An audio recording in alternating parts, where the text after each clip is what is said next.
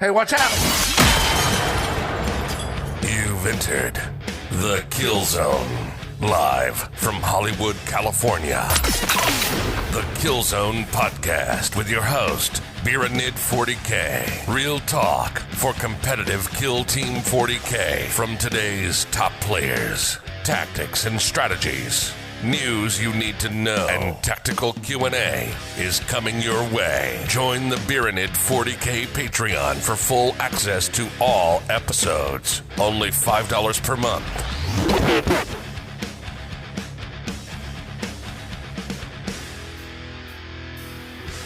Welcome to episode 5 of the Killzone Podcast with Beeranid 40K. Today's episode is free in full to all of you on YouTube, Spotify, Apple Podcasts, and anywhere else you'd like to listen in.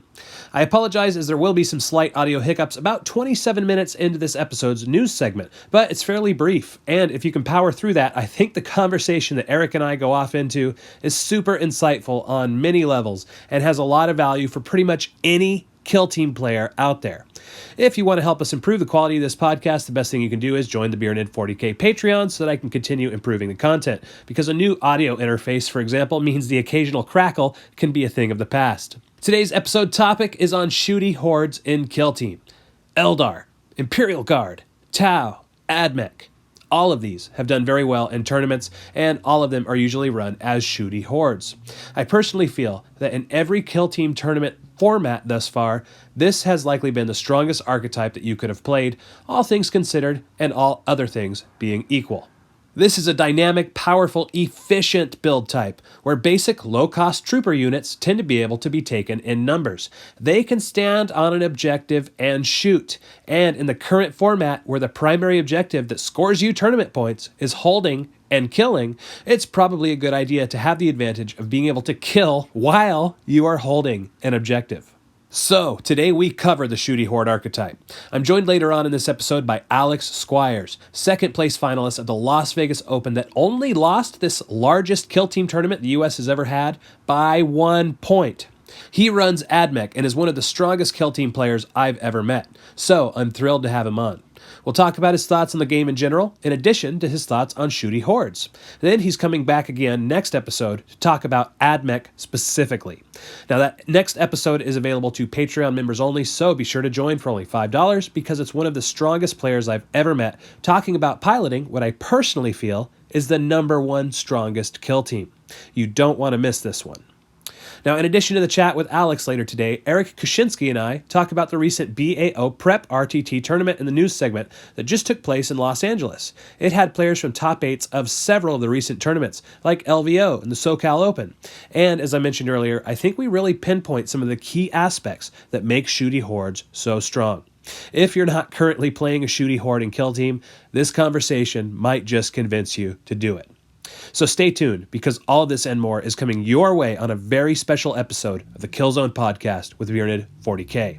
We'll be right back after these short messages.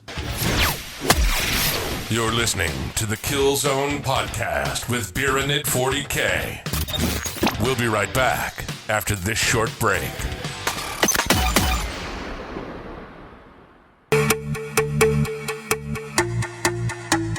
Hey everyone, I'm Emmanuel. And I'm Alex. And we're Strategic Advantage.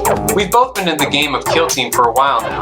I started a few months after release, honestly, due to the fact that orbs grow from mushrooms. And I started just prior to the release of Elites, and my friends already say I'm basically a tech priest in real life, so my gravitation towards Admech was all but decided for me. We've been playing games casually, in campaigns, and in the competitive scene quite regularly, and it came to the point that with the growing and thriving community, we wanted to start giving back. We decided to put together a YouTube channel to share with you the fun we've come to find in the game, as well as to have tactical discussions and tutorials to spread what we've learned along the way. We aim to showcase 2 types of videos on Strategic Advantage. Our battle reports will be under the banner of Crump and Corner, with a focus on viewability and fun. And our Tactica, both for newer players as well as advanced and veteran gamers, will be featured as Cogboy Cogitations. You can find our channel, Strategic Advantage, on YouTube. We hope you enjoy it. All right, and now it's time for the news. My good friend Aric Kuschinsky, once again. How you doing, brother? Doing all right, Chris. How you doing?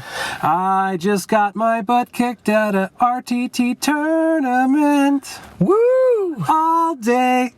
I got second place. Oh, I took dead last. Hey, but you got a prize. I did. I got $5 store credit. Both got prizes. I got my money buddy. back. Yeah. Woo! Yeah. So I ran Death Watch. I haven't run Death Watch in a long time. I've been thinking about them on paper and stuff like that, but they're just kind of one of those armies that you need to run and have kind of stuff familiar with. And I was not, man. It has been a long time. So I've played in 2 tournaments with Death Watch now. I've taken first place. I've taken last place. Hey, that's quite the spread right there, man. You're hitting both sides of the spectrum. Like, I mean, You know what else that tells me? What? It's a game of dice. Well, it's a game. See, this is what I keep saying. When people look at something on paper, they don't seem to get the things that you don't see in a win-loss ratio. The big thing that screwed me up today was the fact that my first 2 games were against the hardest counters for this team, plasma spam. Both varieties. First was Guard, second was Admech. Okay. And so when you go into a tournament and you face your worst counter twice in a row, you're going to be, even with a win probably, lower in the bracket, I think, than you would be otherwise. So it's kind of an interesting thing because the opposite could happen too. Like I keep saying, if you're really, your list just smokes Harlequins and you get paired up with them twice, you're just going to, you're going to take a top 8 probably. And people don't see that. I think that they're automatically going to say, oh, the faction's just great. Look at that. He went 3-1 or something, 4-0. And it's like, well, if 3 of the games were your best team that you're facing or your worst team that you're facing, I think that has something there. Yeah, no, for sure. So first place was Melee Necrons. Yeah, so that's an interesting thing because they just keep smoking. They're either in the top 8s in hold and kill, or they're actually winning when I'm looking around and kind of following these tournaments on the East Coast and Europe and things like that. Yeah. Necrons are rough. Well, I know a lot of people have been going the flayed ones. He ran flayed ones, and he ran some of the big guys, the Lich Guard? Lich Guards, yes. The Lich Guards, that's what he's been running. He ran that at LVO, too. Yeah. And he did pretty well there. I faced him round 1 with my Grey Knights and lost. But I think he finished 3-1 that day as well. Or 2-2, I forget. But no, so our buddy Paul, he won. He took first place with his Necrons. I took second place with my Tau. Woo! The most hurt faction, you mean? Yeah, oh my gosh, dude. Tower exhausting. I mean, I know you're exhausted right now. We're talking right after this tournament, so... yeah, we literally just finished this. We're sitting in the car right now. Slumming it in the car. Woo! You guys might notice less echo, where the holy temple has been deserted for this episode. No vaulted ceilings in my 2003 Toyota Corolla. So I took second with my Tau. I ran drone spam primarily. I ran 1 stealth suit. 2 of my games, I think I ran stealth suit, maybe 3. Was that a fusion stealth suit?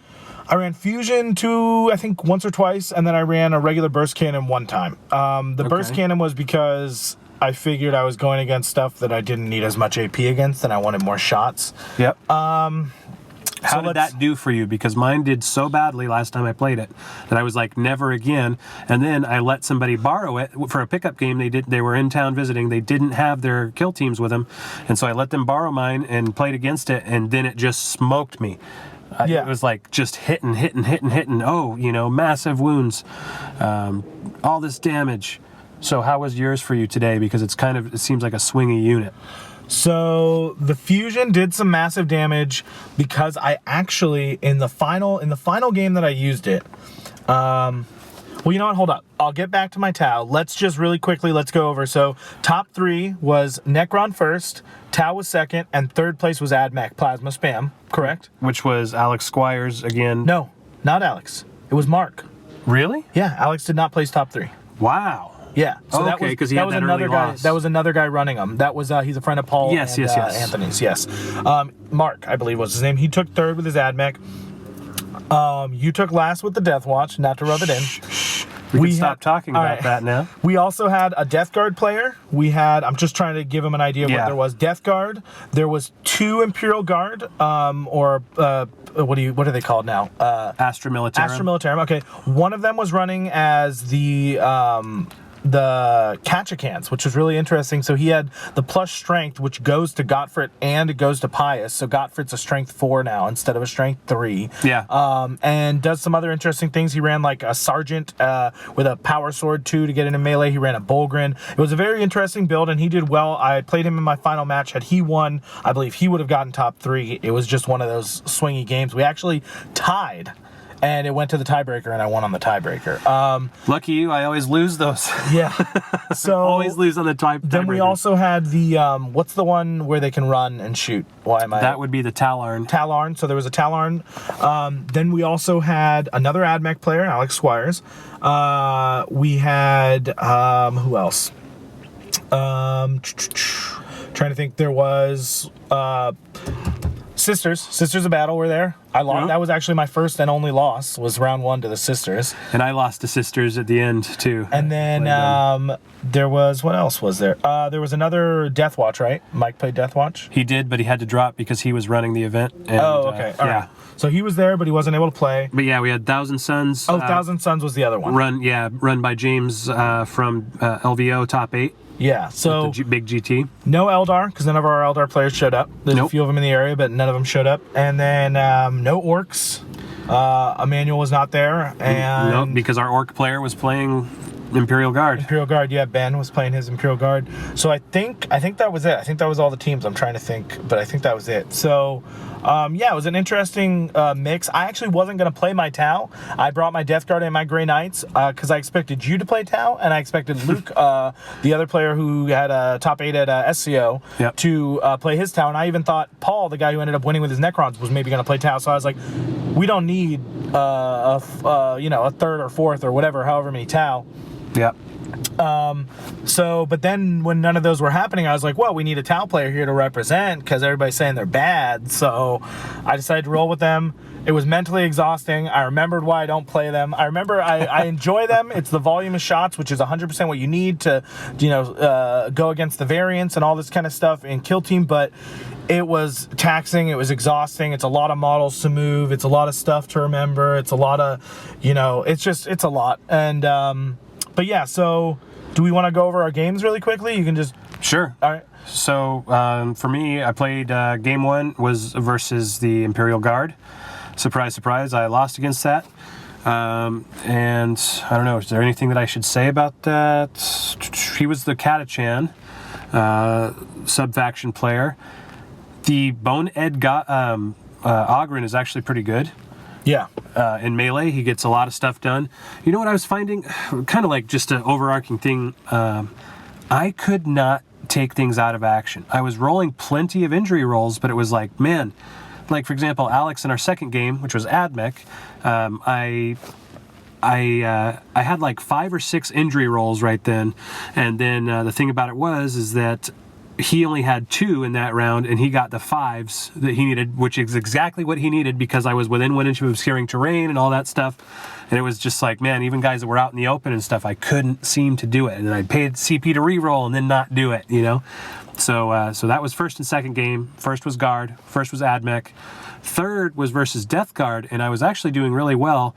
And it was kind of a tight game. But then it was a kind of a thing where, again, people were not going out of action on the opposite side of the table, which is a Death Guard thing. And they're disgusting. Yeah, disgustingly resilient, you could say.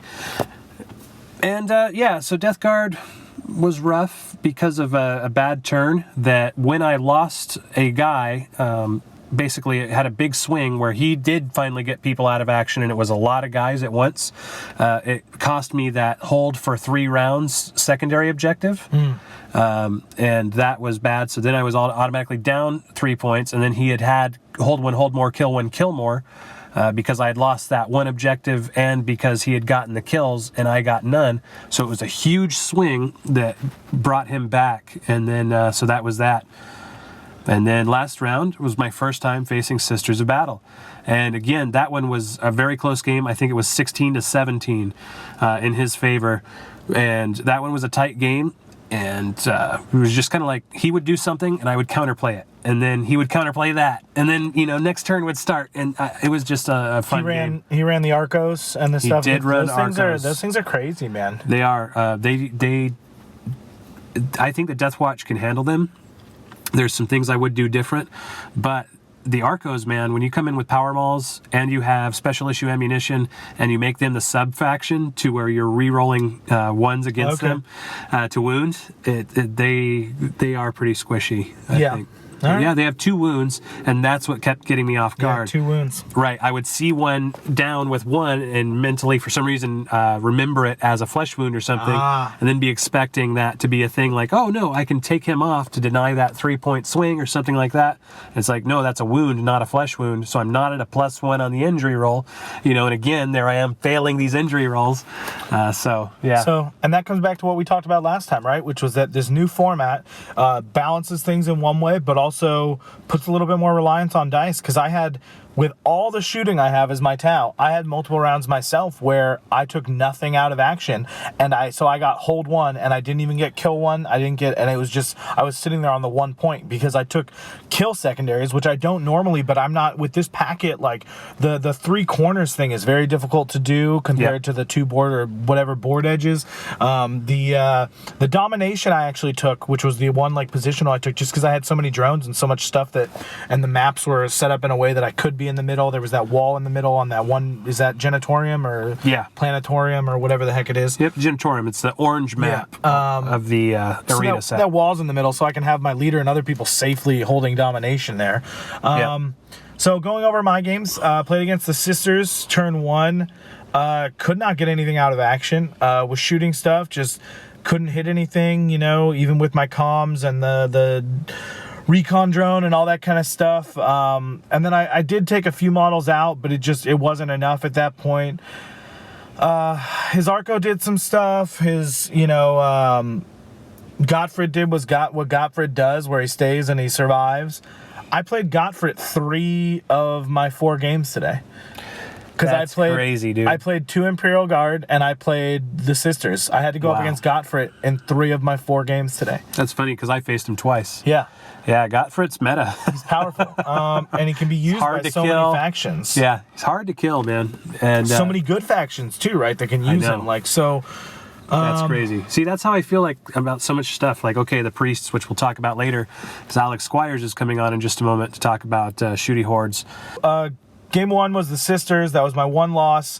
I play against him a lot. I've been helping him, we've been helping each other, but practicing with those Sisters. And he changed it up. He played something completely different than I had played against him. He came up with a whole new list, and he was running those Arcos, which everybody was before, but we had been talking, and we thought it made more sense for him to take more Sisters and this other stuff that we had talked about, but I was completely wrong. And he found out that the Arcos were 2 wounds, which he didn't realize before. So he was like, 2 wounds and like a bajillion attacks. Yeah. He's done a great job really working those Sisters. I don't know what his final win-loss was, but I know he beat both of us. Yep. So that's at least 2-2. He might have gone 3-1. Sisters were really cool. He runs them that way that he was running them with. I mean, he took Gottfried. He did not take Pius, but he took the big crazy Rapentia girl, and he took 3 Arcos. One of them is the Sergeant one. What we had been working with, he had been running more Sisters, so that's what I was used to. So then when he threw down all those Arcos, even with my Overwatch and thing, like I just wasn't, he came in and that was a close game. But Anthony's really been putting in work with those Sisters, and it showed. I mean, he beat both of us, like we said, and I think there's potential there, especially with that sub-faction. They got good options, because the heavy bolters can advance and fire as if they hadn't advanced as well, which was big. He beat me, and he forgot to move his veteran after the veteran move. In turn 1, he thought he had already moved it. He forgot to. So, he should have beaten me even harder. He should have had better positioning, but just those things that you got to, you work on. But I think if he had played him the way that I had been coaching and like helping him with them, he would have lost. So do not listen to me when it comes to advice because I don't have that figured out. But so you mean crisis suits are secretly good? No, they're terrible, Chris. They're so bad. Yeah. Paul won with his Necron, so now he knows everything. He knows all. He won, got it first place, trying to tell me that these crisis suits are good. Paul, the crisis suits are not good. They're terrible. It's so many points. Why wouldn't I take more drones? We'll talk about that when we talk about Shooty Hordes, because I'll tell you what a crisis isn't. A crisis is not a Shooty Horde. Also, don't even get me started on Crisis right now. No, but yeah, I'm so glad that the sisters did well for him, and that Paul did well too with his Necrons, because I've been playing a lot with those guys, and they're super awesome. And it's so glad that they came out. Glad that everybody came out. It was a good time. We had a really good group of people. My second game was against the Death Guard, which I won that game. That was just, he took a Terminator, and it got kind of bogged up in the center of the field. Same thing happened in our game. Yeah, so I was talking to him about it, but I mean, he liked the Terminator. The Terminator is good and it's a beast, but it's just those advances are halved and they only move 4 inches, and it's like, so you could move 5 inches, which is just nothing. Like it's so rough. Well, the 4-up invuln, the 5-up FNP, and the 2 wounds, he just ate so much frag cannon today. Oh, I didn't shoot him at all. It was surprising. Well, I had to because I needed that domination, and he was right there. Okay. And I'm just like, oh my god! I charged a shield drone and a stealth suit in on him just to keep him occupied. And he actually used close quarters Overwatch and killed one of my drones on charge with that thing too, because he had the flamer on it, the spewer. Well, after our last game where I was playing Tau, you were playing Death Guard, and I could not get kills. I just didn't take a single kill secondary in this game. Took all positional, and then that came back to bite me because he didn't run any Poxies. He ran all Marines and was like going for the center. Crazy game. Yeah, so I won that game, and then the third game I went up against our boy Ben. He played the Talarn, and I went up against him, and that was on the map where it was longboard deployment, and so there was just like 4 shooting lanes. So I just set up in those shooting lanes and just outshot him. He took Rice and Rouse, or whatever, and Mouse, whatever whatever the little halflings are. Little hobbits. Which were interesting. Did you know? So one of them has a grenade they can only use once per game, but it is... Okay, let me tell you the stat line. The stat line is strength 8, I believe, -3 or -4 AP, and I think it's D3 damage. Yeah. Or it might be D6. I wish I had this in front of me, because now you guys are going to call us out on it. It's like the cult demolition charges. But do you know how many grenade it is? It's a D6 grenade. That's what cults have. That's insane, dude. I've been telling you, shooty cults. I've been saying it to everybody. Well, everybody's like, no, that sucks. Chris? Why didn't you run it? Oh, that's so good. Why didn't you run it? Yeah. Okay. It's only 1 per game, so you can take 4 of them. Yeah. And you can have with the Gene Sealer cults. Now you use it. Each model can use it once per game, or each model. Yeah. So 4 of those. I mean, so I could have 4 of those, and then I could have mining lasers in the back that are D6 damage each. Only 1 shot. But strength 9. Run it then, Chris. Run it. I have the models, run it. I'm not saying it's so good. I'm saying like I've been kind of like poking, kind of like Shooty Orcs. Like, hey, I wonder what people would think about this. Oh, it's terrible. And it wins a GT. You know. So let's see. So I went up against that. That grenade is crazy, but also those models can shoot and move. They get a free fire and fade. Yep. And also, if they can both see the same target, the sniper gets to reroll his hits and wounds. So here's the thing. Bit of a, light tangent, but the thing about it is we have a thing that we call S tier. It came from, another system. No, I know what S tier is, yeah. Right. Just for the people listening, S tier is supposed to mean super tier. It's supposed to mean the best tier. Like God A tier. Right. Yeah. A tier, and then above even that is S tier. And it's supposed to mean super tier. I really joke around that it should mean Shooty Hordes and shenanigan tier, because like that kind of stuff, being able to run onto an objective, stuff like that. Also, you can close a door. You could shoot and then just close the door. It's a normal move, as if you were in the movement phase, dude. Right. You could close a door with that. You could move onto an objective with that. The other thing that you can do with that, apparently rules as written, is if they survive a round of combat, which they shouldn't because they're strength 2, toughness 2. If they survive a round of combat, you can fire your pistol and then leave combat. Huh. It's a trip. I've never had anybody put them on the table against me, so I have no idea. I had never seen them either, but Ben ran them. Obviously, didn't win in the game, but it was a close. It was a good game. I was short on time in all my games, man, and that was partly because I haven't played my Tau really since SoCal Open. Yeah. And so getting everything down again, I was definitely slow. Hopefully, none of my opponents felt like I was slow playing. I think everybody was just, there was a lot of rust being shaken off and like learning in this packet. Some of the people hadn't even looked at the packet really before this. So well, this is the first time that we're throwing dice really meaningfully since LVO. Yeah. So that was good. And then my final game, I went up against the Catchcans or Catachans, however you say it. I don't know. Yep. And the melee was crazy. He was ahead. I hadn't gotten any kills. I couldn't take anything out. He was killing one drone per turn, and it was getting him kill one, kill more, and I couldn't take anything out. He charged his. I set up. It was the deployments right next to each other in the center of the board. I set up a freaking castle like no other. He had to run his Bulgrin and his Pius like away turn one. Like he had to I totally stopped him from doing anything, but it also meant I couldn't shoot anything. Right? Yeah. My drone survived in the combat with the shield drone survived the combat with Gottfried and the Sergeant model, which it shouldn't have, but it did. Just some crazy stuff was going on, and it was fairly close. Then he started to pull away. He charges with the Bulgrin. I think it was turn 2. I had 3 CP. I used 1 CP for the close quarters Overwatch. Yep. My fusion. It's one shot. I spent the 2 CP for the baited trap or whatever, Okay. so I can use that to get my 4-up for Overwatch instead of 6-ups. Yes. So I used that. 2 I CP. rolled the dice. So all 3 semi-PP are gone. Bulgrin gets in. I shoot it. Hits. I throw it. Wounds. I'm within 9 inches. 2d6 damage. I rolled a 1 and a 2. Yikes. So I took 2 wounds off it, but it's a 3-wound model. So he got into comment like, are you kidding me? A 1 and a 2? It was and then he has murder. so many attacks, dude. 5 attacks on that thing. And then he also got his Pius in, and it was rough. It was rough going, but I was able to keep domination. And then I had my turn 3 and turn 4 where some big, caught me up because he started to get a pull ahead. And then I think turn 3, I had a 6-point turn because I got Obliterate. I killed a specialist, and he blew up his plasma. So I got 2 of the specialists for Headhunter. Yep. And then I also got, I think, hold 1, because he held 3 most of the game, and I held 2. I got hold 1, and I got kill 1, kill more. So that was a 6-point turn, and then it was very close. I think he was ahead by 1, or it was tied or something. And then in the final round, he only got 2 points, and I got 3 or something like that. We ended up tying. The tiebreakers are if anybody scored the full 4 primaries that round, nobody had, and then it goes down to who has the most objectives. And because of his flamer dying, I ended up having 3 objectives, and he only held 2. So it came down to that. It was very close.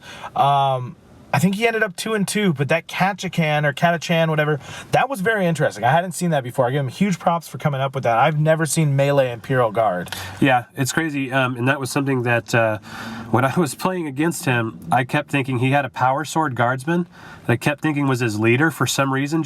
And he pointed it out to me. He's like, oh, the leader is this one with a big butt. It had a canteen on his butt. On the butt, yeah. Yeah, and for some reason, see, I can recall that perfectly, but in game, I was going for this power sword guy, and then it turned out that wasn't even his leader. It's not even a specialist either. It wasn't even a specialist either. Yes. It was just a regular sergeant, but that's so cool, because I guess you can use a special weapons guy as your leader. Yeah. The special weapons guardsman. Because he can be So that was interesting. That was very cool. He ran some plasma with that. He ran a medic.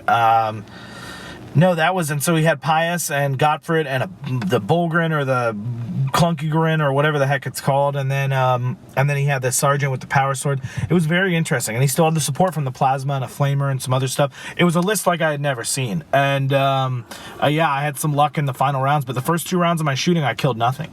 I even fell back from his Gottfried and his sergeant and had 2 rails and 2 drones there, gun drones, and a freaking recon drone, and I didn't take a single model out. I think I killed more on Overwatch in that game than I did regular shooting. And then I was able to pull away from his Pius and his Ogrin in the center, and I set up drones so that there was no way he could retreat. So he had to stand there and take my shots, and I was able to kill them both in that round, and that was at that big turning point. There's so many people coming up with these cool things. Anthony with the sisters switching over to which I know people were doing the Arco-Flagellants, but I think he's been doing some interesting stuff there. The Catachan guy, never seen that before. Yep. The, running Terminators with a Death Guard, that's cool. That's something different.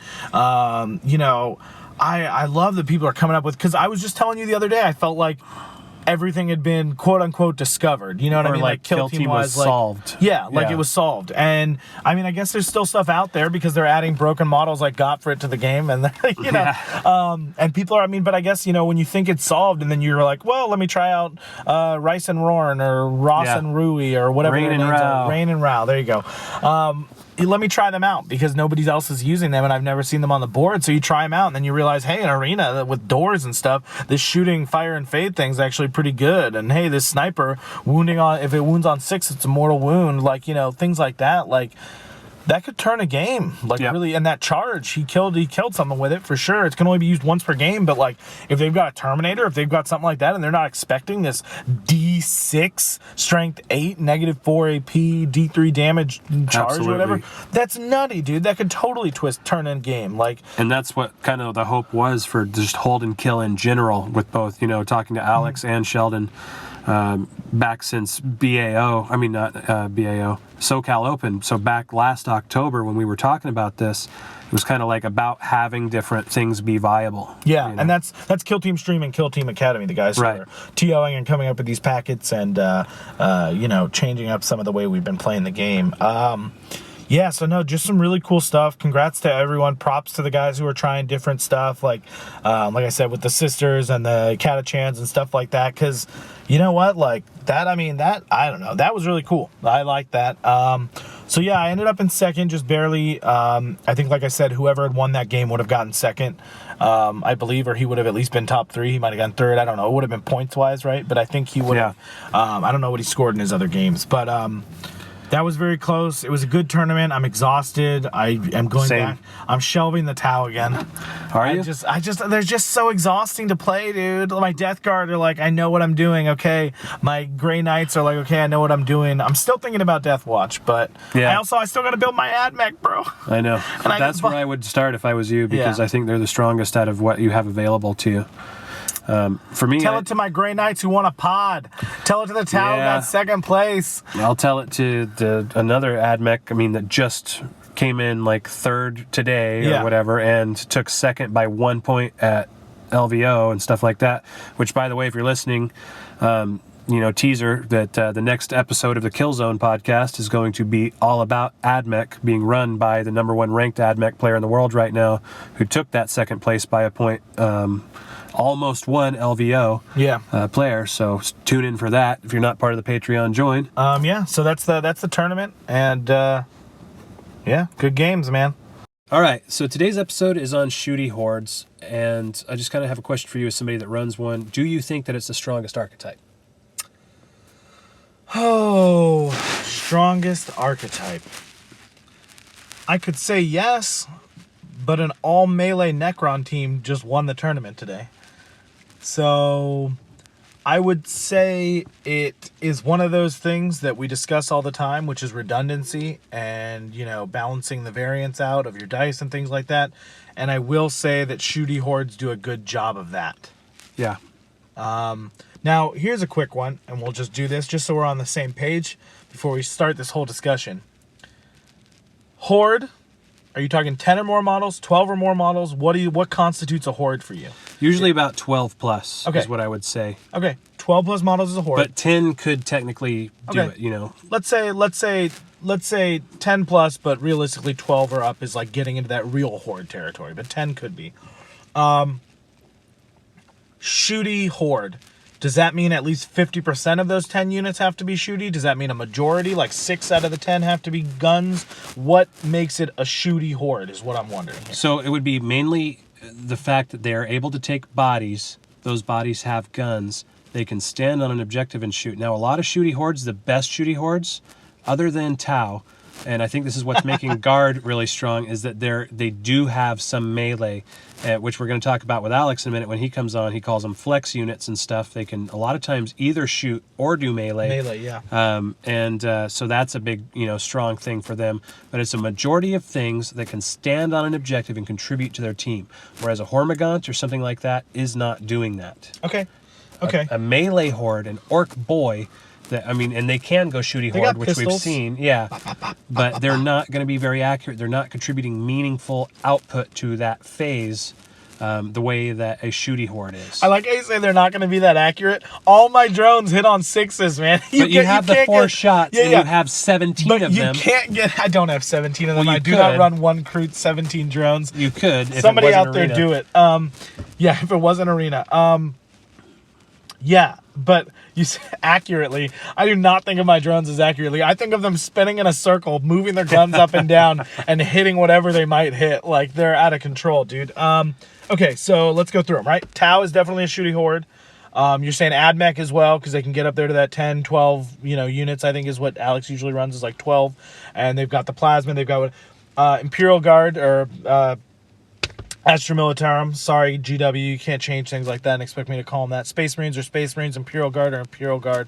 I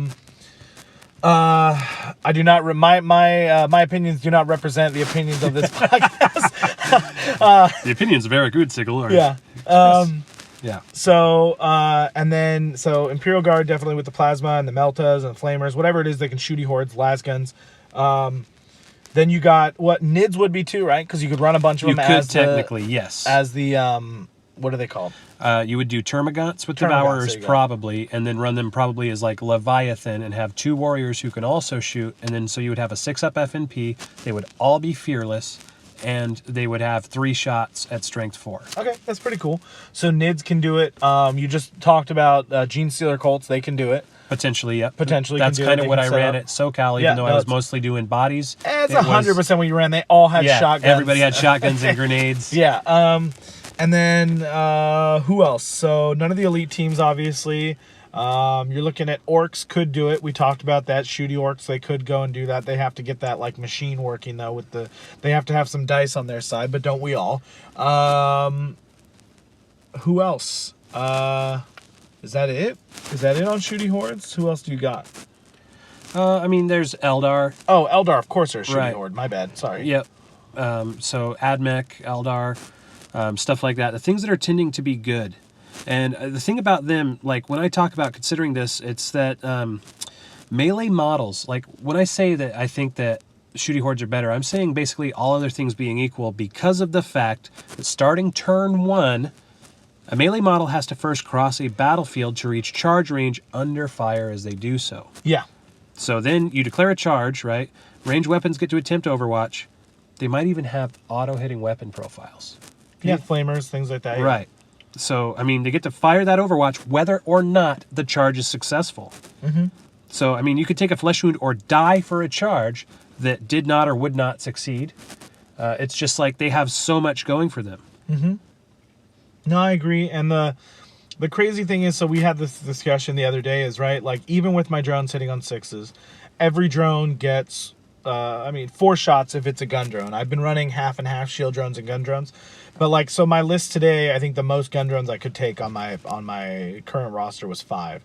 So it's 5 drones. They each get 4 shots. Each of those shots is split into 2 and 2. So they have chances to get to multiple chances to get to injury rolls. To get to the injury rolls. But so 5 models, 4 shots each. That's 20 shots hitting on 6s. Would you rather have 4 shots hitting on 3s or 20 shots hitting on 6s? 20 shots hitting on 6s usually, because you got to and re-rolling ones, because I roll Sasia, baby. Sasia for life. Tau can suck it. Well, not the faction, but the sub-faction. The sub-faction?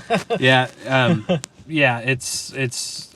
The fact of the matter is that there's that gate of the injury roll, which makes volume of fire very important. Absolutely. Because you have to have dice to beat the gates or the doors in your way.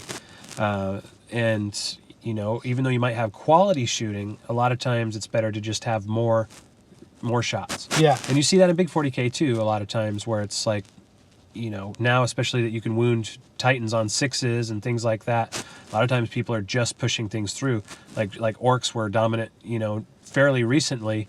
And it's just they have Ludas that are just pumping out 40 shots a unit and stuff. So. Yeah, well, I watched, there was Warhammer going on next to us, big Warhammer, and literally one of the turns the guy went shooting and he had his hands cupped, like it looked like that meme, like I can't hold all these dice. He had them barely holding in his arms and he threw them onto the table, and I was like, that's more dice than I rolled in an entire game of Kill Team in one volley of shooting for this guy in 40K. Probably an entire tournament. Yeah. No, not an entire tournament. Dude, for some not teams. Not okay, yeah, some teams, absolutely. Yeah. For my Grey Knights, yes, he rolled more in that one roll than I rolled all of LVO. Yeah. But, so, I just want to be clear, what I'm saying here is not that melee cannot win.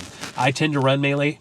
I like that playstyle. In fact, it's very efficient because a lot of times you're going positional. A lot of times you can stop a gun just by getting within 1 inch of it. Also blind charges. Right. And in arena that can okay. Yeah. So that's kind of what I'm saying is that, hey, it is possible to win with melee. I'm not saying don't play melee, anything like that. I'm just saying, is there a single auto-hitting melee weapon?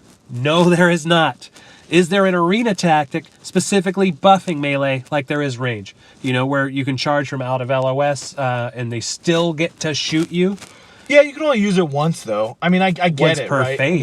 Once per phase, so the only phase you're going to use it in and is how the many phase guys they charge. Did you have set up for that blind charge? That's the thing, too. Well, but here's the thing. So you got to commit, 2 guys to get in? And potentially. There's a roll to make that happen? Yeah, I mean, that's strategy, And Chris. then what happens if you fail and you're stuck now in the middle of the board getting shot? Are you telling me this is a poorly designed game, Chris? No, I wouldn't say that. But I'm just saying, after playing a few games of melee versus shooting, this is what I would say to you. Oh, yeah. Play melee versus shooting and then see what was rarer. Well, look at Nova Finals. It was 3 games, open board, long field, Tau shooting versus Orcs. Yeah.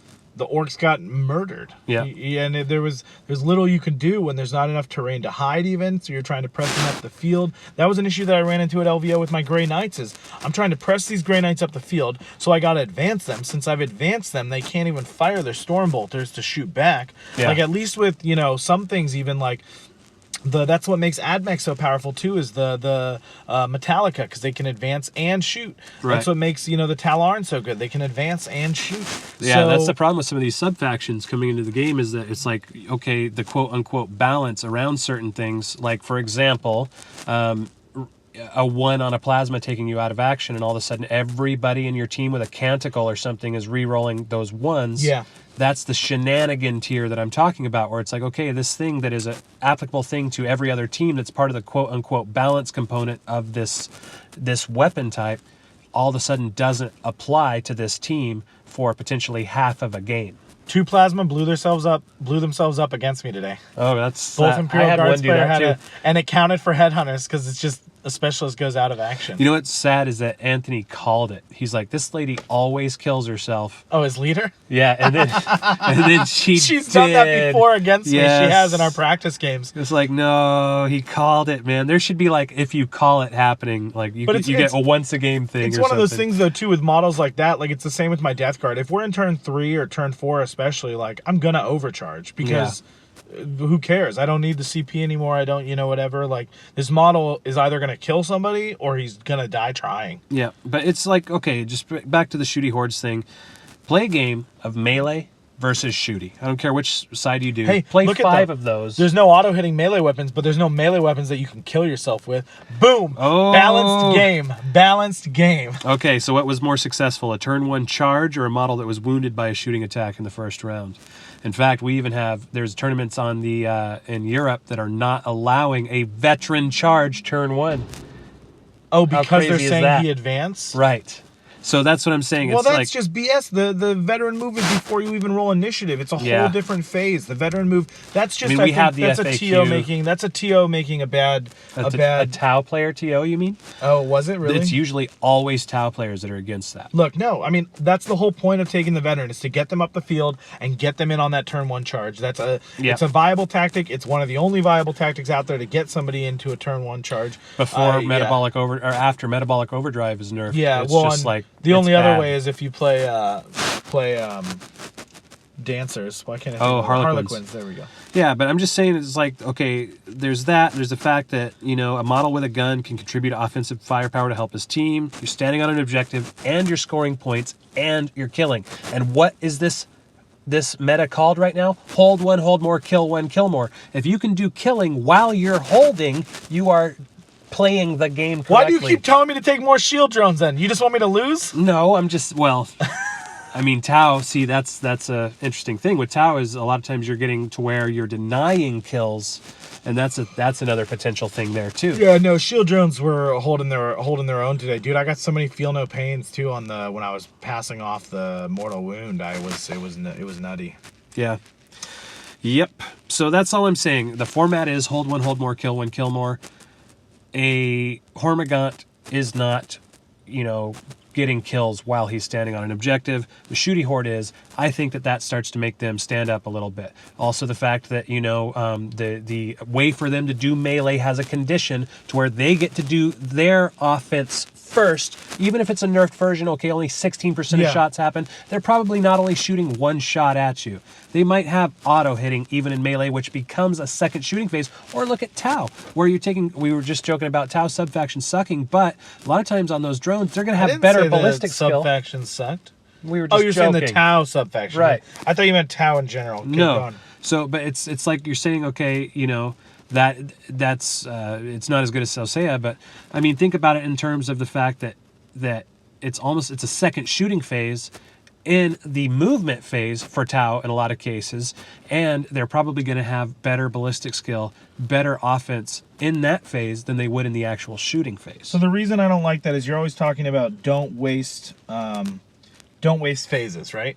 That's Correct. your big thing. Right now, if you go Tau Sept, you're wasting a phase if they don't charge your models. Yep. They're not getting anything. Sasia is the reroll ones during regular shooting and Overwatch plus the leadership. That helps you literally every phase of the game. Yep. And except fighting. Well, I guess no, leadership still might help in fighting. I don't know. And then let's look at another thing that's really important in this game: 2 damaged weapons. And here's some numbers for you guys, some real talk for competitive Kill Team. Kill Team has 248 weapons in the core rulebook. Of these, 75 are melee with 173. Again, 75 melee, 173 ranged weapons. For the melee weapons doing basic attacks, without additional special rules and stratagems and all that, only 24 melee weapons in core can deliver 2 or more damage, with 49 ranged weapons that can deliver 2 or more damage. So the majority of ranged weapons are also, not only are they able to contribute, they're hurting you more a lot of times. But on the contrary, right? And this is me, I'm playing devil's advocate here, but I'm also discussing balance. Melee, you're never facing obscurity. Melee, you're never out of range. You're never over half range. Well, sometimes you can face obscurity if there's interfering terrain or whatever the heck it is. But in most cases, you're not taking a -1 to hit from obscurity. You're not taking a -1 for out of over half range. And out of action is a 4, 5, or 6 because nobody's obscured. Right. Shooting, you're taking a -1 if it's obscured. You're taking a -1 if they're like a stealth shooter. If there's something that's your lictors that get the extra -1 for being obscured. Then you're also talking about, they're over half range. Now I only get 1 shot instead of 2 shots, or I get another -1.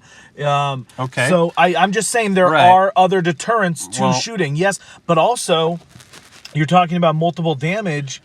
A lot of those, were you counting D3 weapons? Because those aren't always going to be 2. I know on average. Yeah, it's. But they're not always going to be 2. And then the other thing is, again, for the out of action roll, it's going to be a 5 or a 6 if they're obscured. It's going to be, there's different. Well, here's the thing, too. Another plus, I think, for Shooty Hordes, playing devil's advocate to the devil's advocate, is the fact that a lot of times the modifiers, where it's melee attacks, a lot of times the modifier that you're doing is plus on attacks. You very rarely see anything other than extra attacks or extra, strength and things like that. With the shooting, a lot of times you're seeing things like ignoring obscurity, which is what you were just talking about, and you're also seeing a modifier to improve the math on those shots. So instead of hitting on 4s, you can be down to hitting on 2s. So easy as Tau.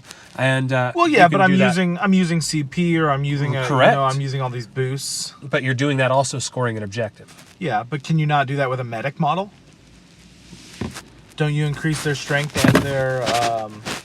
and their charge distance, or is it just their charge distance? Charge distance. You get that's the thing. But here's what I'm saying. Well, but it's that's an additional attack. It still might be hitting on 3s or something like that. Whereas the Tau they got guys hitting you on 2s as they're scoring. No, for sure. The other thing though you mentioned about Hormagaunts or those things is some of those models, right? Like, yes, he can sit on objective and he can contribute compared, but like, okay, so drones aside, because drones are 7 points, 4 shots, they shouldn't be, whatever, they're overpowered. Shout out to Glass Half Dead and his shirt or whatever he had at DD3CP. Yeah, the DD. Well, that one, but the drones aren't overpowered or whatever. Yeah. But yeah, they are, right. But if you look at other things, right, like Shooty, we're talking Admech, right, or we're talking Admech. Those guys are 13 points each for the plasma. You know what I mean? Like they're not 13 points each. Yeah, he's sitting on an objective, but then he's long range or he's this or that. The Hormagaunts 3 points, and you're leaving it on objective, right? The Hormagaunts 4 base, Okay, 4. Usually 5. A lot of times you'll have some in there for the adrenal glands for the plus to charge. But still, it's a much cheaper unit, right? Like that's the whole point of that. If you give that unit a gun, it becomes a drone, and it becomes more powerful for that lower of points. So you'd have to, I mean, because that's right. How much is the Gaunt that can shoot? The Gaunt that can shoot is also 4, but it would only be 1 shot, 12 inches. If you pay 7 points, you can get a Hormagaunt. It only has a 6-up save, but he would have 3 shots at strength 4 hitting on 4s. Okay, but Imperial Guardman with a las gun, if he advances, he can't shoot because it's a rapid fire weapon. Sure. He's hitting on what, 4 or 5s, probably 5s if he's obscure, whatever.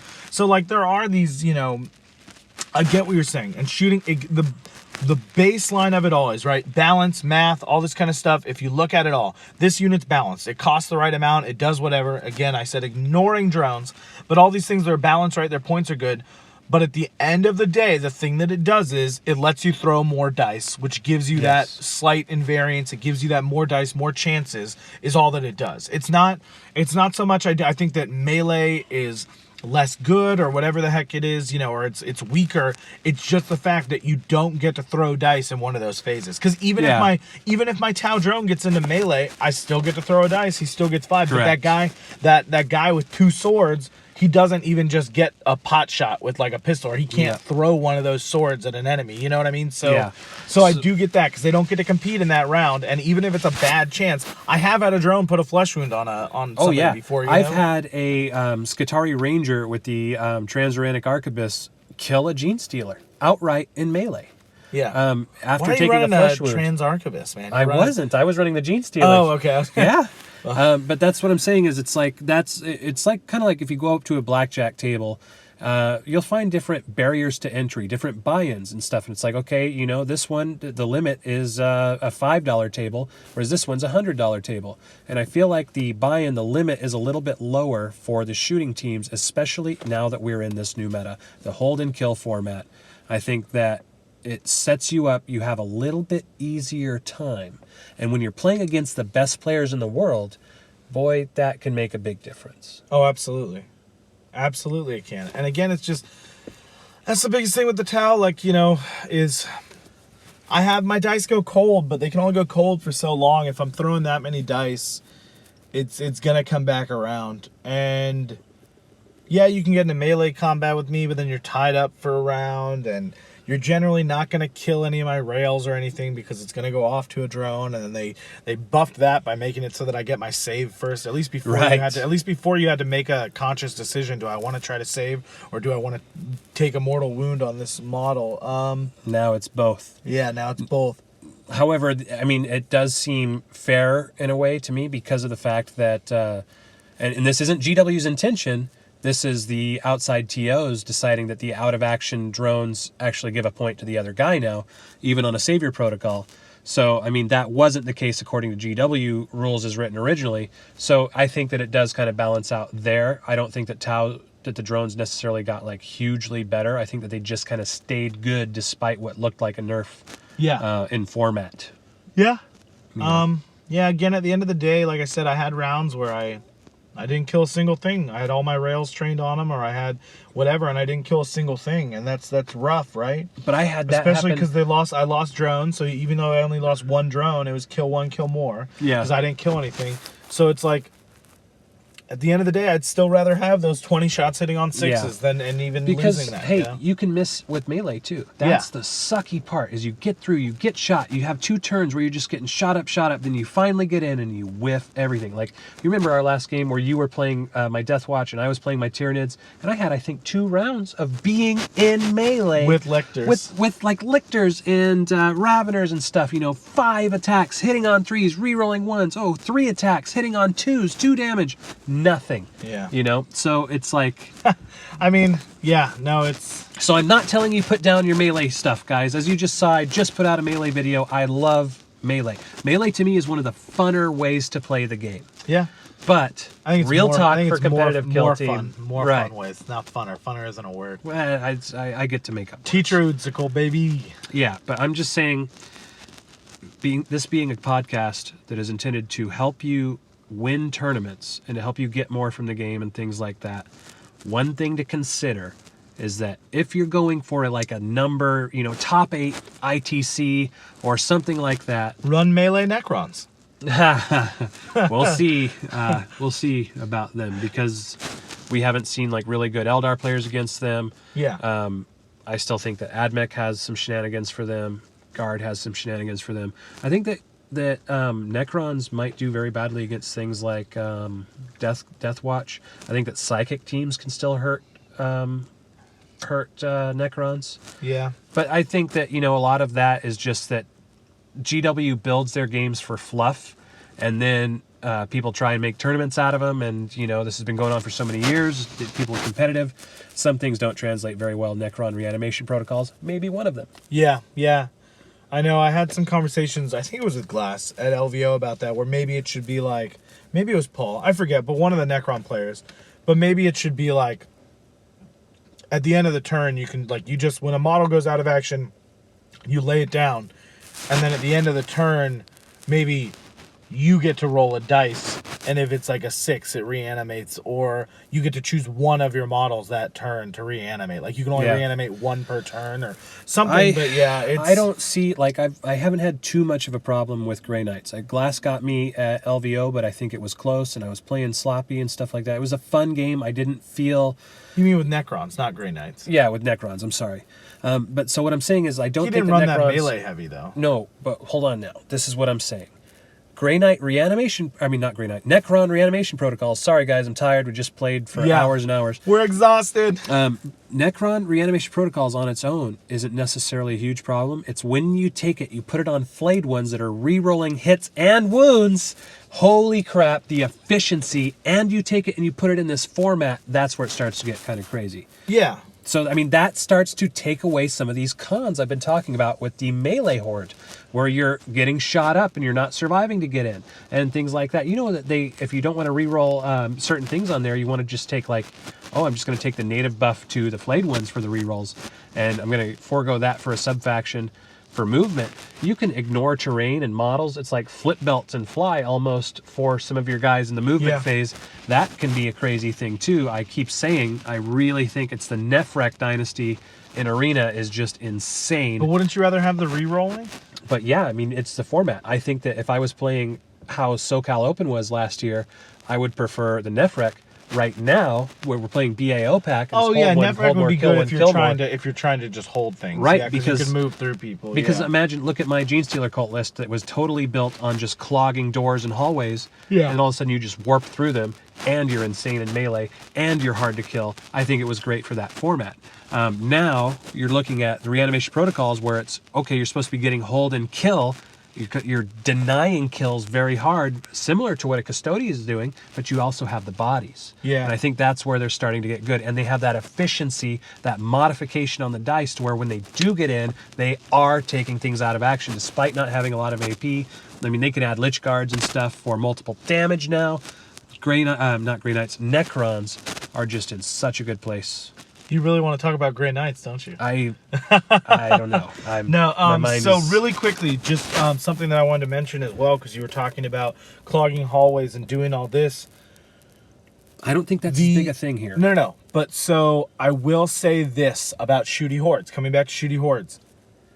In this format, with the BAO pack, doors starting open helps Shooty Hordes. Absolutely. I have so many more angles to shoot because I don't need to run a model up to open a door. That door is just open and I can see somebody and I can shoot them. I'm not saying it's a bad thing. I'm not saying it's a good thing. This is the first tournament we've played. I don't know if you've gotten a lot of feedback, you and Sheldon, about those doors being open. I like the idea. I really do, right? You don't have to focus on that veteran. You don't have to do whatever. Maybe just start with the deployment zone doors open. All the doors. That's an interesting thought. All the doors being open, I think, gives shooting back even more advantage in arena because now every single one of those shooting lanes is open from the very start. There's certain deployment zones where I could get it having those deployment doors open, but those ones in the middle of the field on the non-genitorium or even on genitorium, now those lanes down the middle are always open to begin with. You have to run somebody up to close them. And still, it's like even with those closed, with the way that the changes to deployment zones, if you're running along like the side and it's all those, like a bunch of horizontal basically lanes there, it's just kind of like, oh man, even on short side deployment and stuff, if you're running in with melee, it's kind of like, oh, this is rough. That is one thing that I will mention when you're talking about how you have the Shooty Hordes they can do every phase and they can sit on these objectives and shoot and do all these things. And then they also have the close combat Overwatch and Arena. I think starting with all the doors open is an advantage to shooting teams in somewhere like Arena where shooting teams took a hit to begin with. I think it gives something back, and I don't think it was necessary, and I don't think that the result was planned when they were starting open, but that's something that I noticed with my Tau.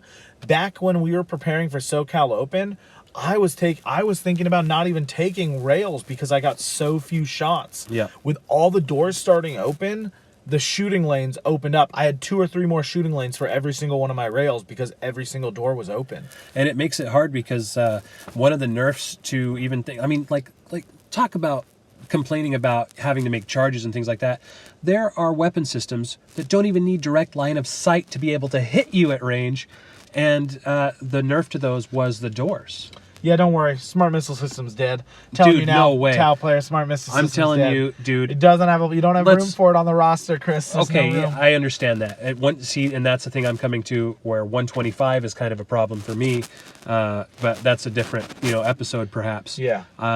We might want to look back at 100 again, or maybe even just a few points less, because I mean, if you look at it, you got to think that even completely denying them LOS, if you're talking about going against, say, Tau, and they have those rails, if you just find the most perfect spot to hide, they still can potentially be rolling dice against you. And that's important to always be rolling. That's part of the no wasted phases philosophy, is that you always have a way to be generating and contributing something. That's kind of like with my Tyranids. Okay, I don't have Psychic, but I have Shadow and the Warp to contribute to that phase. I'm giving a debuff. You always want to have something, and that's the value of the SMS for me. You heard it here first. ABR, baby. Always be rolling. That's a t-shirt. Print it up, baby. Patreon. Let's go. Yeah. Always be rolling, guys. I think that's one of the keys, is to find the inefficiencies in the list and to pick that apart and to see, because we blame the dice. It's like, are you rolling enough dice? No. Here's the thing, though. At the end of the day, even if you roll more dice, I have rounds where I don't hit anything. It's a dice game. It's a dice game. And I couldn't believe how many feel no pains my shield drones got today. It was disgusting. Oh, dude, I know. But people look at you like you just slapped a nun or something, dude. They're just like, when always you start be slapping nuns. Got it. The Print new that shirt. one up. Yes, better it's coming shirt. on We mugs. just came with a better shirt. And always be slapping nuns. You could put a Sister of Battle on. Holy crap. We're coming up with merchandise ideas, guys. This is what 5-hour, 6-hour tournament into and sleep deprivation and sleep deprivation turns and into, not baby. eating. Always be rolling. Always be slapping nuns. Yep. Always be slapping those nuns.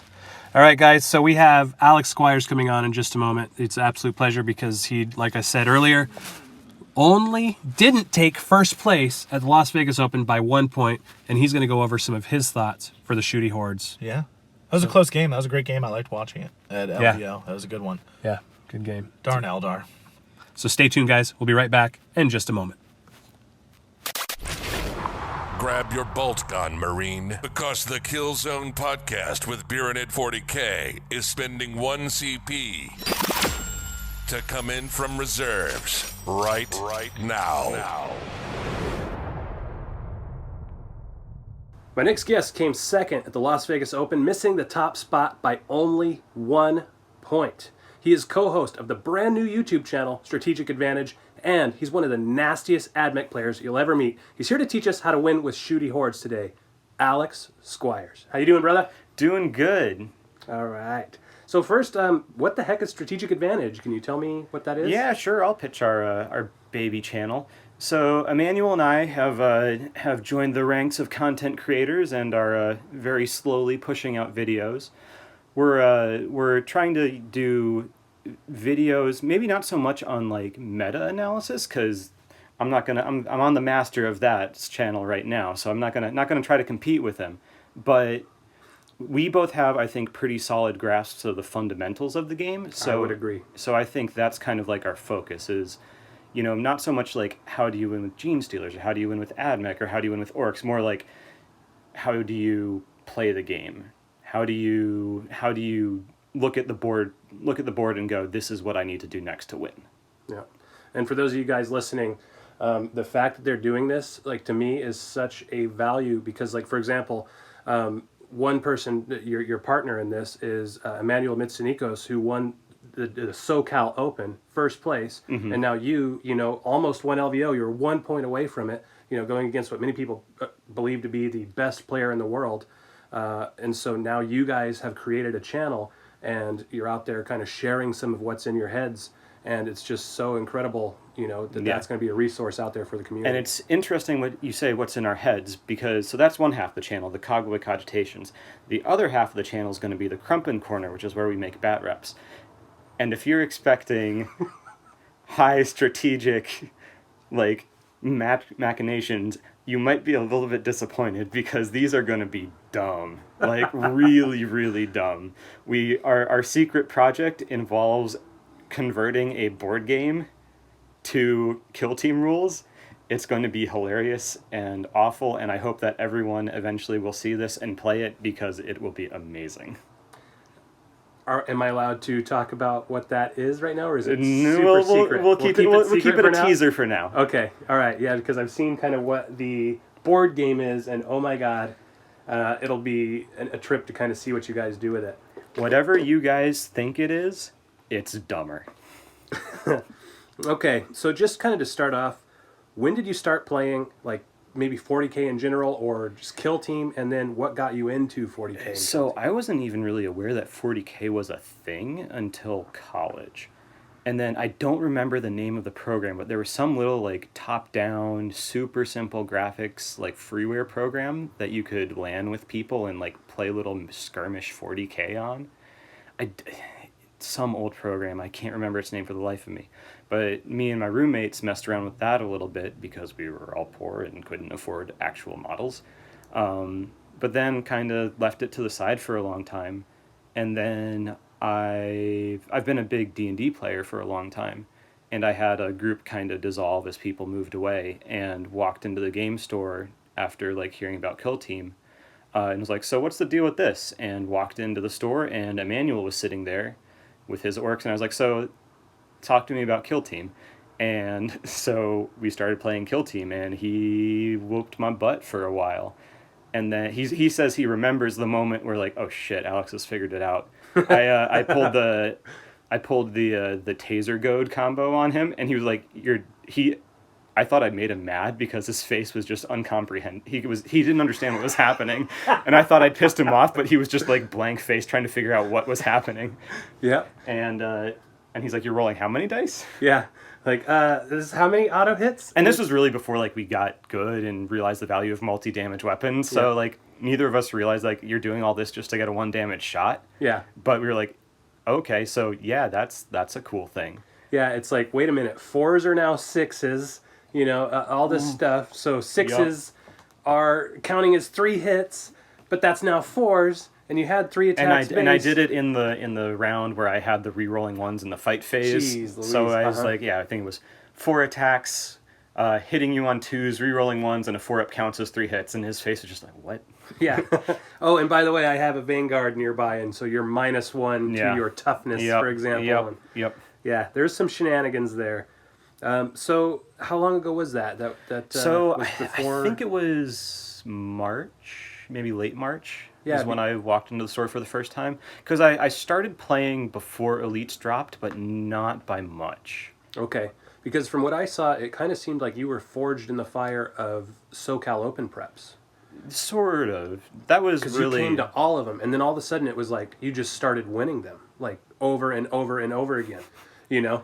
It was like, wait a minute, and then we never got to play each other, and I would just like kept seeing. Oh no, you do buddy, well. we played a couple times. Yeah, we did. We did? Yeah, there was the first time. The first time we ever played was I played your Space Wolves. Oh geez. And you were like, Corpuscari aren't good, and then my Corpuscari ate you alive, and you're like, oh wait, okay, yeah, they're not bad. Yeah. We got to talk about that in a minute, or actually maybe on the next episode, because we're going to get more into Admech in general. But yeah, we should talk about that, because there has been, I've been kind of against the Corpuscari for Admech. I think they're a great unit, you know, but just for Admech, it's kind of like, I don't know, I've kind of seen it as why, but you've been on this kind of like trek or journey or something to make them work, and yeah, you're doing good with them. You actually ran an all Corpuscari list, or nearly all. Not all list. Corpuscari. For the Friday pods at LVO, I ran an all priest list. So it was mixed Fulgurites and Corpuscari. Generally, all my specialists were Fulgurites, and then I filled in with Corpuscari, maybe a couple regular Fulgurites. And I played them. Well, we won't get too much into that, I guess, if you want to do like the Admech thing. But ran them as Mars and was randomizing canicles every turn, and it was hilarious and swingy and a lot of fun. Yeah, that was like your fun list, was just this brutal priest list. I don't know if it was brutal. It felt brutal. Okay. You killed some nids with it. Okay, so weird question. You've started building Big 40K. You've set up an escalation league. Why are you doing that right now? Is Kill Team not a complete game? Is it just something you're curious about with 40K?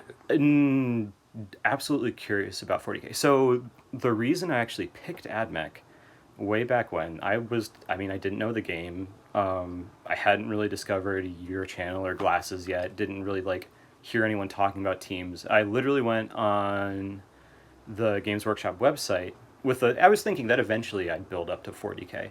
And I was actually looking through the vehicles. And I was like, okay, you know, what vehicles are cool? And flipping through, I was like, okay, the tanks are kind of cool. You know, some of the Eldar planes are cool. And then I got to the Admech view. I was like, these are all stupid, and I love them. They have chicken walkers. What? Yeah. What? Okay, yes, this is what I want. Yeah, they're like insane. Some of these, like the walker guys and stuff like that. The dune crawlers are pretty cool looking. Yeah, I like them a lot. So with Big 40K, it's funny because it's like I really like Tyranids in Big 40K.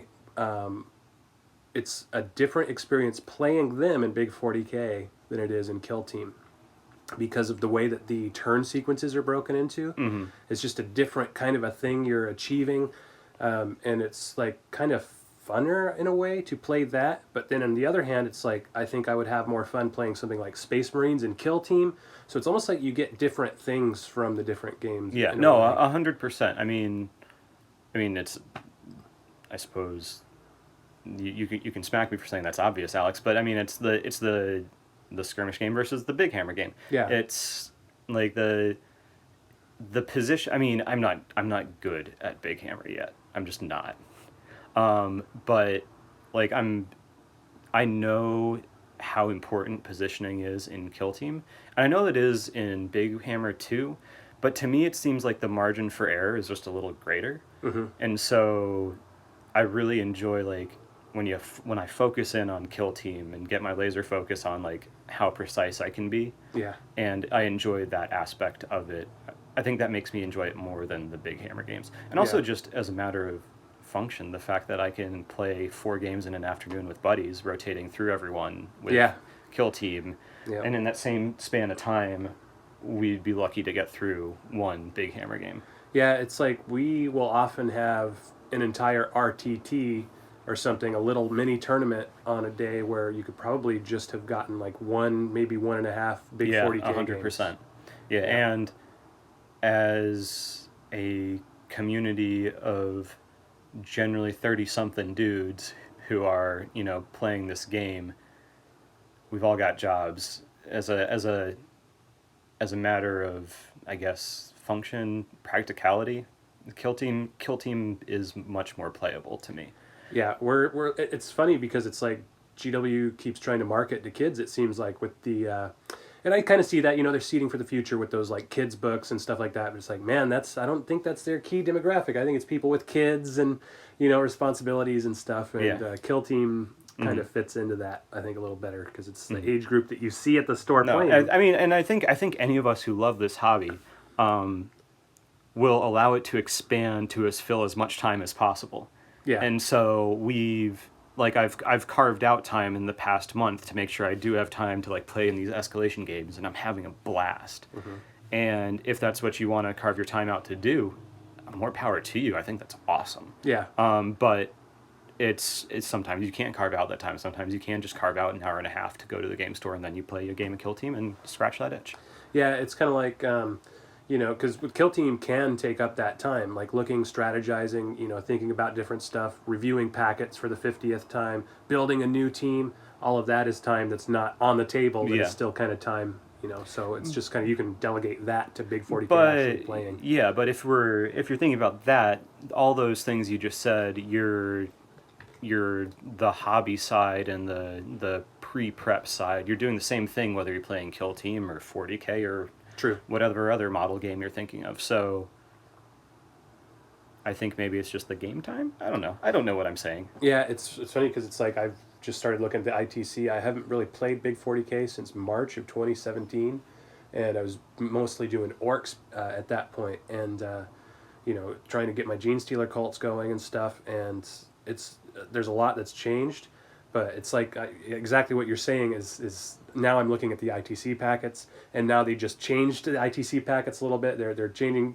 some of the secondaries and stuff. It's like, no, not already, As soon as I started having something, theoried out, now I got to go back and look again. So you're exactly right. I'm aware of those changes, but I still have to figure out how to play the game first. Yeah. No, that's one of the big things is because for me, I'm like thinking, look at that, understand that first, and then just build a list around that, that wants to do that job. But the cool thing is that I'd be doing it with cults and nids, and it's kind of going to be fun. However I do that, I get to play the mission and have fun because it's just this crazy, this faction that isn't top tier right now, that a lot of people are down on and have abandoned and moved on to Space Marines, and now it's like, ooh, it's all mine. I get to, come up with whatever jank I want and try and make it work. So it'll be fun. So you mentioned precision. And that's something that I've noticed and kind of always admired about you is you are very precise. You'll have your laser pointer and your different gauges. Like, this one's this many. Oh, this is exactly 1 inch. And I've argued, that's not an inch. And we've broken out a tape measure and found out my tape measurer was off before or something like that. So it's like, what is happening? So, you're an engineer. I think some of that might come from that background. And I'm wondering, is there anything from that engineer background that you think you can share that might be a help to other players? And do you think that that's part of your success? It's not so much the engineer background, but I think it stems from the same point. So I really like the idea of multiple intelligences. That's a psychological theory about how different people have different strengths. Mm-hmm. And I think one of my biggest strengths is spatial intelligence. So in work for me, that's figuring out if I have a square peg in a round hole, how do I make it fit? But for Kill Team, it's me looking at the board and being able to look at a board and be like, okay, well, here's this sight line, here's this sight line. And with Admech and all my ability to ignore obscurity, I can do that and find just the tiniest little sliver of someone, and then omnispexes kick in and people have a bad day. Yeah. But I think it's that my strength is spatial intelligence and just being able to look at a board and not even necessarily overtly think about it. It just kind of like, that's just how my brain is wired. And so it just kind of happens. So there's nothing that you would be able to point to as like a tip, perhaps? Well, I think as like how to bring that to like train for it. I think it's just a lot of like practicing, and when you're playing, getting down on board level and looking from like your model, like from your model's point of view, and looking at it and being like, okay, not even necessarily like when you're making a shot, like you're looking at your model and like trying to see if he can see the thing you want him to shoot. Yeah. But take the time to sit there and like go as far around your model as you can and be like, okay, well, he can actually see over through that little slot, which, maybe at the first time you do it wasn't something intentional. But when you're going forward into like another turn, another game, you move your model into a point and be like, okay, well, I do have this little sliver, so all of a sudden, instead of controlling just this fire lane, now I've got this little sliver over here. It may be relevant, it may not be, but any time that you're playing, you've got a shooty model, and then obviously expand that into a shooty list, the more of the board you can see, the better a time you're going to have. Yeah. And one thing I've also noticed about you is your problem-solving ability, and I wonder if some of that might come from, the engineer background or something, because I try to build mousetraps in the game, and it always seems like you find your way out. Like, there will be one thing that is like, okay, as long as he doesn't do that, I'm okay. Or like, this is like, for example, there might be 5 different choices. You can charge, you can, just stand on the objective, you can run away, you can do this, you can do that, and you find the right one a lot of times. Whereas it's interesting to me because it's like every other one was like, sure, even if it's a better choice than some of the others, it's what I want. But you find your way to the other one a lot of times. And so what's up with that? Is that just a natural thing? Is it something that's come intuitive from practicing? I think it's in some ways intuitive from a lot of practice. But one of the things that I do, so you I think focus super heavy on the list building and the theory hammer, and you roll into a game with a plan ahead of time. I walk up to a table and I'm like, cool, so what are we doing? So I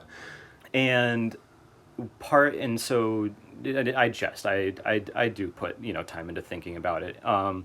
But one of the things I do is, so I roll into a game, roll into a turn, plan a couple turns in advance if I can, but at the same time, I'm also completely willing to throw my entire plan out the window. Yeah. And start moving in a different direction if I think it's the right thing to do. I have zero qualms charging in my plasma into someone if I think that's the right thing to do. So instead of shooting, will put him in. If I need to charge Butch, who is, if you don't play me often, that's my plasma sniper. If he needs to charge in because that means that all of a sudden he's gumming up a hallway and that lets the rest of my team survive and move around to better position, that's what he's got to do. I really don't want to do that. I'd much rather he shoot you, but yeah. I think just being willing to abandon whatever your plan is in order to react to what your opponent is doing, that's a plan in and of itself, I suppose, but I think that's my trick if I have one. That's interesting because you're exactly right with your observation. I'm not naturally a good player. No, that's not true. Well, no, anything that I've done, like for example, Deathwatch, I won that RTT with Deathwatch, and that was all preparation. Like I had it to where if I go against this is what I bring, this is what I'm doing, this is turn 1, and that's why, if you think about it, I actually very much prefer Arena. I think that's why, is because it's almost like chess where you can have openings. Yeah, there are fewer options for movement, so right. it's a, I guess, a more restricted game space. Is that the right terminology? Yeah, potentially, yes. And it's, for me, because of the less options or something to that effect, I think that it leads you to where you go in prepared with more of the game optimal, perhaps. Like, I've been able to figure out up to so much, length into the game, this is the right thing to do, and this is the right thing to take, and stuff like that, to where it's less left up to chance at, certain points. It's like, okay, where can I eliminate RNG and stuff like that? So it's an interesting observation to have made that, and it might be why I prefer things like arena and stuff, because I do very much focus on the prep. Yeah. And stuff. And I think that's interesting because, here you are as the engineer. I'm very much, from the psychology background, animal training, stuff like that, where it's conditioning and, day-to-day steps and sequencing and, improvements and, we say the physiology of excellence. Did you sleep well? Did you eat right? Stuff like that. It's going to affect you. Are you used to standing for all this time, which I'm finding I'm not at that level. So, I don't know. Interesting stuff, man. No, so one of my hobbies in real life, besides Kill Team, is like backpacking and hiking. Okay. And so I'm used to a lot of walking, but I actually wear my hiking boots to tournament days, because that's my shoes that I know that I can be on my feet all day and be fine at the end of the day. That's a trip. And so it's just, so I mean, you're right, just little things like that for like tournaments and stuff can make a big difference. Yeah, it's there's so much, and I always say there's so much that you don't see on paper. When somebody is saying, oh, this faction bombed at LVO, for example, like, look at my Tyranids. You and I got matched up turn 1, and it was like, I was dead after that, Can I get on a soapbox for a second? Does it have to do with the meta? It does have to do with the meta. So you do have that very interesting philosophy I was going to ask you about. I thought it was an inside joke at first, but you say there is no meta. I do say there is no meta. Is that what you were going to talk about? No, actually. What I was going to say is, please don't hate me, world. We don't have enough data. Oh, yeah, we sure. don't. I don't think that... There are definitely indications that some factions can perform really well. But I don't think we have enough data in this game in a consistent tournament format to say that teams are bad and teams are good. I think it's very much dependent on pilot skill, very much dependent on matchups, and I actually did a chi-square test on the results from LVO to determine if the results were statistically significant, like, how much each team won. And at oh boy, we're going down the stats hole. If at a 5% significance level, they're not. Yeah. It's just the results are not statistically significant yet. Yeah. Yeah, it's like giving a placebo in a med trial or something. It's like, okay, some people will just do better, and it's like you. I mean, you're doing a drug trial, and you have 5 placebo and 5 actual treatments, and you say, well, 4 of my treatments did better and only 2 of my placebos did better. Well, you don't actually have enough data there to conclude anything. Yeah, not with the amount of tournaments that we've had. Mm-hmm. And it's something that, like I'm seeing today in the Glass Half Dead Discord, people are talking very badly about Deathwatch, and they're like, they have the most efficient weapons in the game, dude. Like, what is the problem? Like, oh, but they're not like Space Marines. Like, dude, you can reroll with 3 different guys in a phase. That's better than a salamander thing. Yes, you're paying 1 CP for it, but then, oh, by the way, to wound, you have your entire data sheet against that rerolling, there and stuff. You have special issue ammunition to wound anything on 2s, or go to AP3 if you want. You have Hellfire Shells, D3 mortal wounds a turn, and people are complaining about them. It's like, dude, just put in some work on them. They have the stuff. I was about to tell the listeners that you made a face when you said that Glass people were saying that Deathwatch wasn't good, but then you went on a rant. So I think they understood your frustration just fine. I love the Deathwatch. I've got to run them one time in a tournament, and I took first with them. And then I dropped my case. Case landed on top as they were falling out, and Deathwatch went goodbye. And I've just started to get them built back up. Eric, Mr. Oodsicle, is borrowing them, and when I get them back, I'm seriously tempted to try them for the Bay Area Open. Because I think that they have, this is hold and kill. Like, there's so many different ways that you can get to that max. People think you got to do all the things. It's like, no, you can have a turn where you did nothing. If you get 4, the max 4 and all the other ones, that's your 12 points, on the primaries and stuff. So on my other soapbox of hashtag there is no meta, on that interesting you say that, because... And also going into the fact that I don't think any one team's particularly good. I think if you the way to really, or not the way, a way to get good at this game is to pick a faction that you love and just play it over and over and over again, and you learn its ins and outs.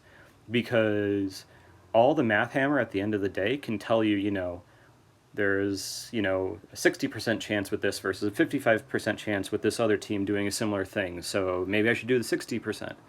But when you get into the game and you're rolling the dice and everything's high pressure, you're not doing all those numbers real time. And there's also the confounding factor of your opponent is never, ever, ever going to stand out in the open doing nothing with his hands in his pockets, letting you shoot at him in a black box. Yeah. Like, there's, the real world happens, and nothing substitutes for experience with your team and knowing what to do with them when things are going wrong. Yeah, I think that the math hammer comes in a lot in prep. Like Yes. before the tournament and stuff, that's when you want to be drilling that so that it becomes second nature, so that you know the advantage play, the optimal play. Just like in blackjack at a casino, you know, where do I put the money down? Where do I bet the minimum?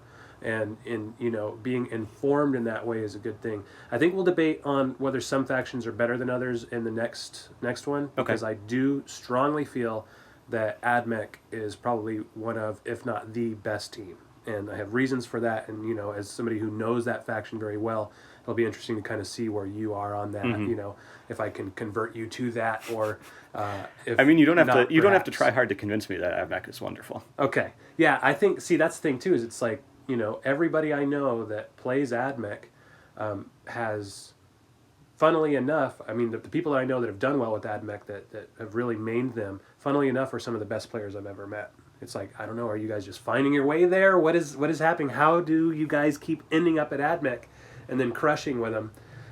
Because it's just this thing to where these super precise, you know, focused, keyed in people also get the faction with re-rolling for their entire team, or, you know what I mean, stuff like that. Yeah. So just this nasty, disgusting, strategic, awesome team. Yeah. Just a funny thing, you know. So speaking of no meta and, you know, your philosophies on things like that, you look at the game in a very interesting way. And you told me before that you actually don't look at other teams on paper in prep, that you prefer to understand an opponent or another team by playing versus them more than anything. Can you talk about that? Maybe why it's helpful, or is that part of maybe what helped you succeed so far? I mean, it's just my method, I suppose. So I don't spend a whole lot of time, like, you know, flipping through the books and researching other teams.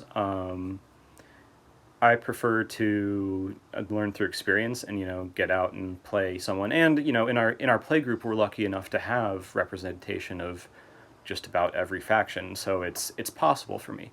If that's not the case, if you've just got maybe a couple buddies who are playing the game, then you don't really have that option. So yeah, you do have to go to the books.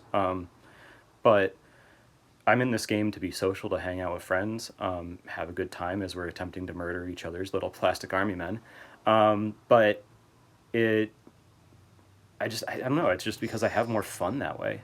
And also because, like I said before, you're never in a black box with two dudes wailing on each other with nothing else happening around you. There's other combats, other shooting, there's terrain, there's objectives, there's secondaries. Yeah. You've got this great big mess of a situation happening in our little 22 by 30 inch space. Yes. And You're trying to engineer those black boxes, I Yeah. think, a lot of times. yeah, You're trying to build them for that optimal yeah. situation. Well, not even engineer a black box, but just trying to twist the situation to be in your advantage. yeah. But so playing other teams, it lets me experience their data cards, just like I would be reading a book. But I'm also seeing what that player is doing with those models and what they want to do in this mess of a situation in order to find their way to victory. Mm-hmm. Because looking at someone else's data card, I'm looking at the stats of like, okay, what do I want to shoot them with and what do they want to shoot me with? But, you know, it doesn't really take into account, you know, someone's got, you know, a crazy inch movement and then some like wacky pile-in or consolidate rules. and then tactics on top of that, and then all of a sudden they've got some model that's jumping halfway across the board and I didn't expect it, and that's not something like flying that charges. Right. And I don't have the time to sit down with every faction and like look through all of their possibilities and think about all the things they can do, but someone who's playing them does. Yes. And they'll do that to me in the game, and then I'll be like, oh, that's a thing you can do. So next and time then you so the come next back. time I know it. So yeah, I think that's my philosophy. I don't know. No, it's very interesting because we know that people can learn things in a different way, but a lot of times there's a way that people learn best. And, you know, there's that way. Some people learn by looking and seeing other things done. Some people learn maybe by reading. Some people listen by hearing. And if you look, all of those types of medium, they're part of, you know, what's around today. We have the podcasts, you know, we have the written blogs, and then we have the visual. No, but and there's no tactile. No, actually, you're 100% right. No, in all of those tests, like the, you know, are you a visual, auditory, or tactile learner? Mm-hmm. I've always been a tactile learner. There you go. This makes 100% sense. So that's interesting. I'm glad that we were able to kind of pick this apart on here, because there might be people that have struggled to maybe make something click in the past with other types of media, you know, because I don't know how to put something out there that is like, here, do this, you know, and then they're going to learn from it. Well, I mean, it's like a video or well, I mean, I don't think you can. Like, if someone learns best through tactile learning, they probably need to get on a board and play against someone. Yeah. But if someone's, that's useful for anyone, but those people pick it up best. But, you know, with Emmanuel and I trying to push out these like core like gameplay like tips and tricks, maybe the AV learners will like get more out of that than some other people. So maybe that's good for them too. Yeah. So hopefully we're helping everybody. Yeah, and if you've been listening and you know, my videos don't help, or you're listening to a podcast right now, this is, you know, left you kind of stale. There, maybe try just getting out, rolling the dice. Sad Hammer might be a good thing for you rather than reading about something or whatever. Sad Hammer, playing with friends. Yeah, might be the way to go. I never actually Sad Hammer. Really? Nope, never. I was Sad Hammering. I've done it, I think, twice just this week. I have enough painting and building to do that I figure if I'm doing something 40K related sitting in my apartment, I'm probably better off working on the hobby side rather than playing a game against myself. No, it's I haven't played the full game Sad Hammer, but I've been doing a few setup for deployment stuff, just checking for the BAO pack. I've heard a lot of people say it's really good to do. I've never done it myself. I'm doing it mostly right now in test, because like for me, I think it's mission 4. You're starting 4 inches away, and I don't know if I'm going to need I actually want to test that one with you against your cults, because I think that there may be a problem with one of those deployment maps. Yeah, that's why I'm looking right now. Is it was kind of like, is this a problem? And then I have set up and played it a little bit. I'm going to have to maybe talk to Sheldon about changing a little bit or seeing kind of what he thinks anyway, because there might be some ways to game that, which would just leave some feel badsies. You know, 100%. Somebody wins at the end of the day no matter what, but we want it to feel equal and balanced and stuff. And there's certain teams that are going to be able to do better 4 inches away from you starting than some others would probably. All right, so you mentioned before, kind of getting into your philosophy a little bit deeper, you know, this is just really interesting. I know we're supposed to be talking about Shooty Hordes, but this is just interesting stuff. It's real talk for a kill team, you know? There we go. So you mentioned before, points cost isn't a huge factor for you. You just take what you need to do the job, and that is just, I think that is illuminating. That speaks to me about playing the packet, perhaps, or playing the mission, not the player as much. And it's like, it was interesting for you to say that, because it really spoke to me of a deeper understanding and helped some stuff kind of click for me, you know, that it's not all about that hyper efficiency and stuff like that. Oh, this is good, I'm going to take max. Well, I mean, it is hyper efficiency in a sense.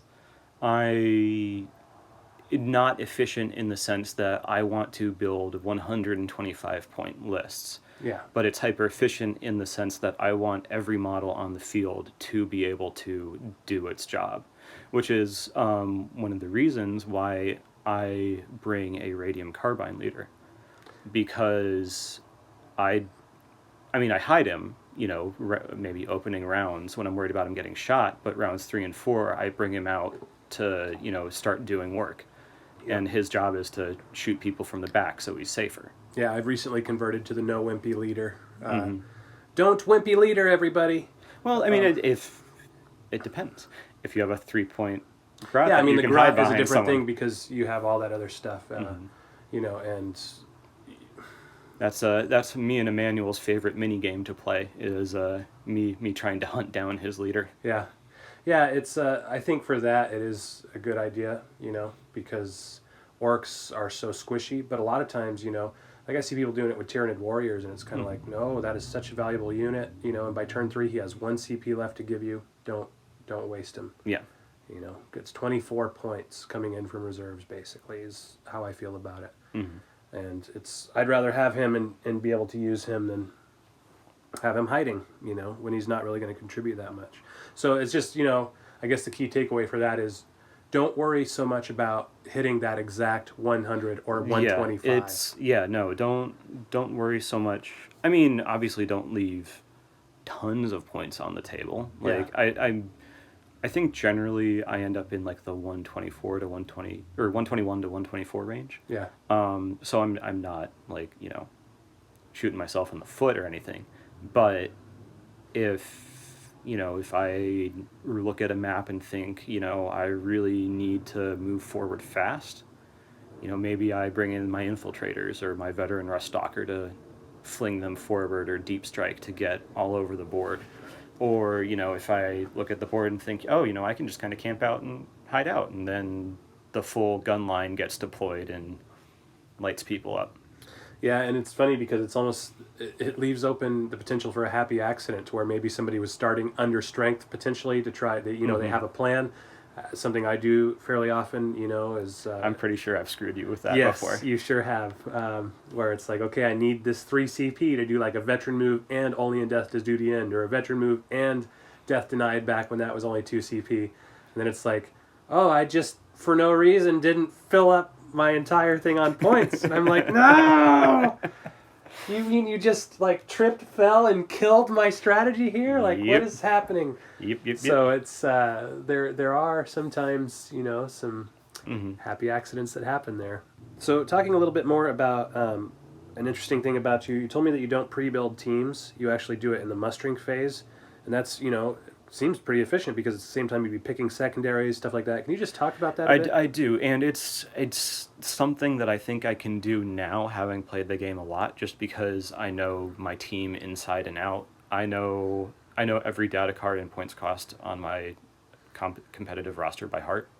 So I can just look at my guys and start pulling them out, and I've got my calculator on my phone, and I just add it up, make sure that I'm legal.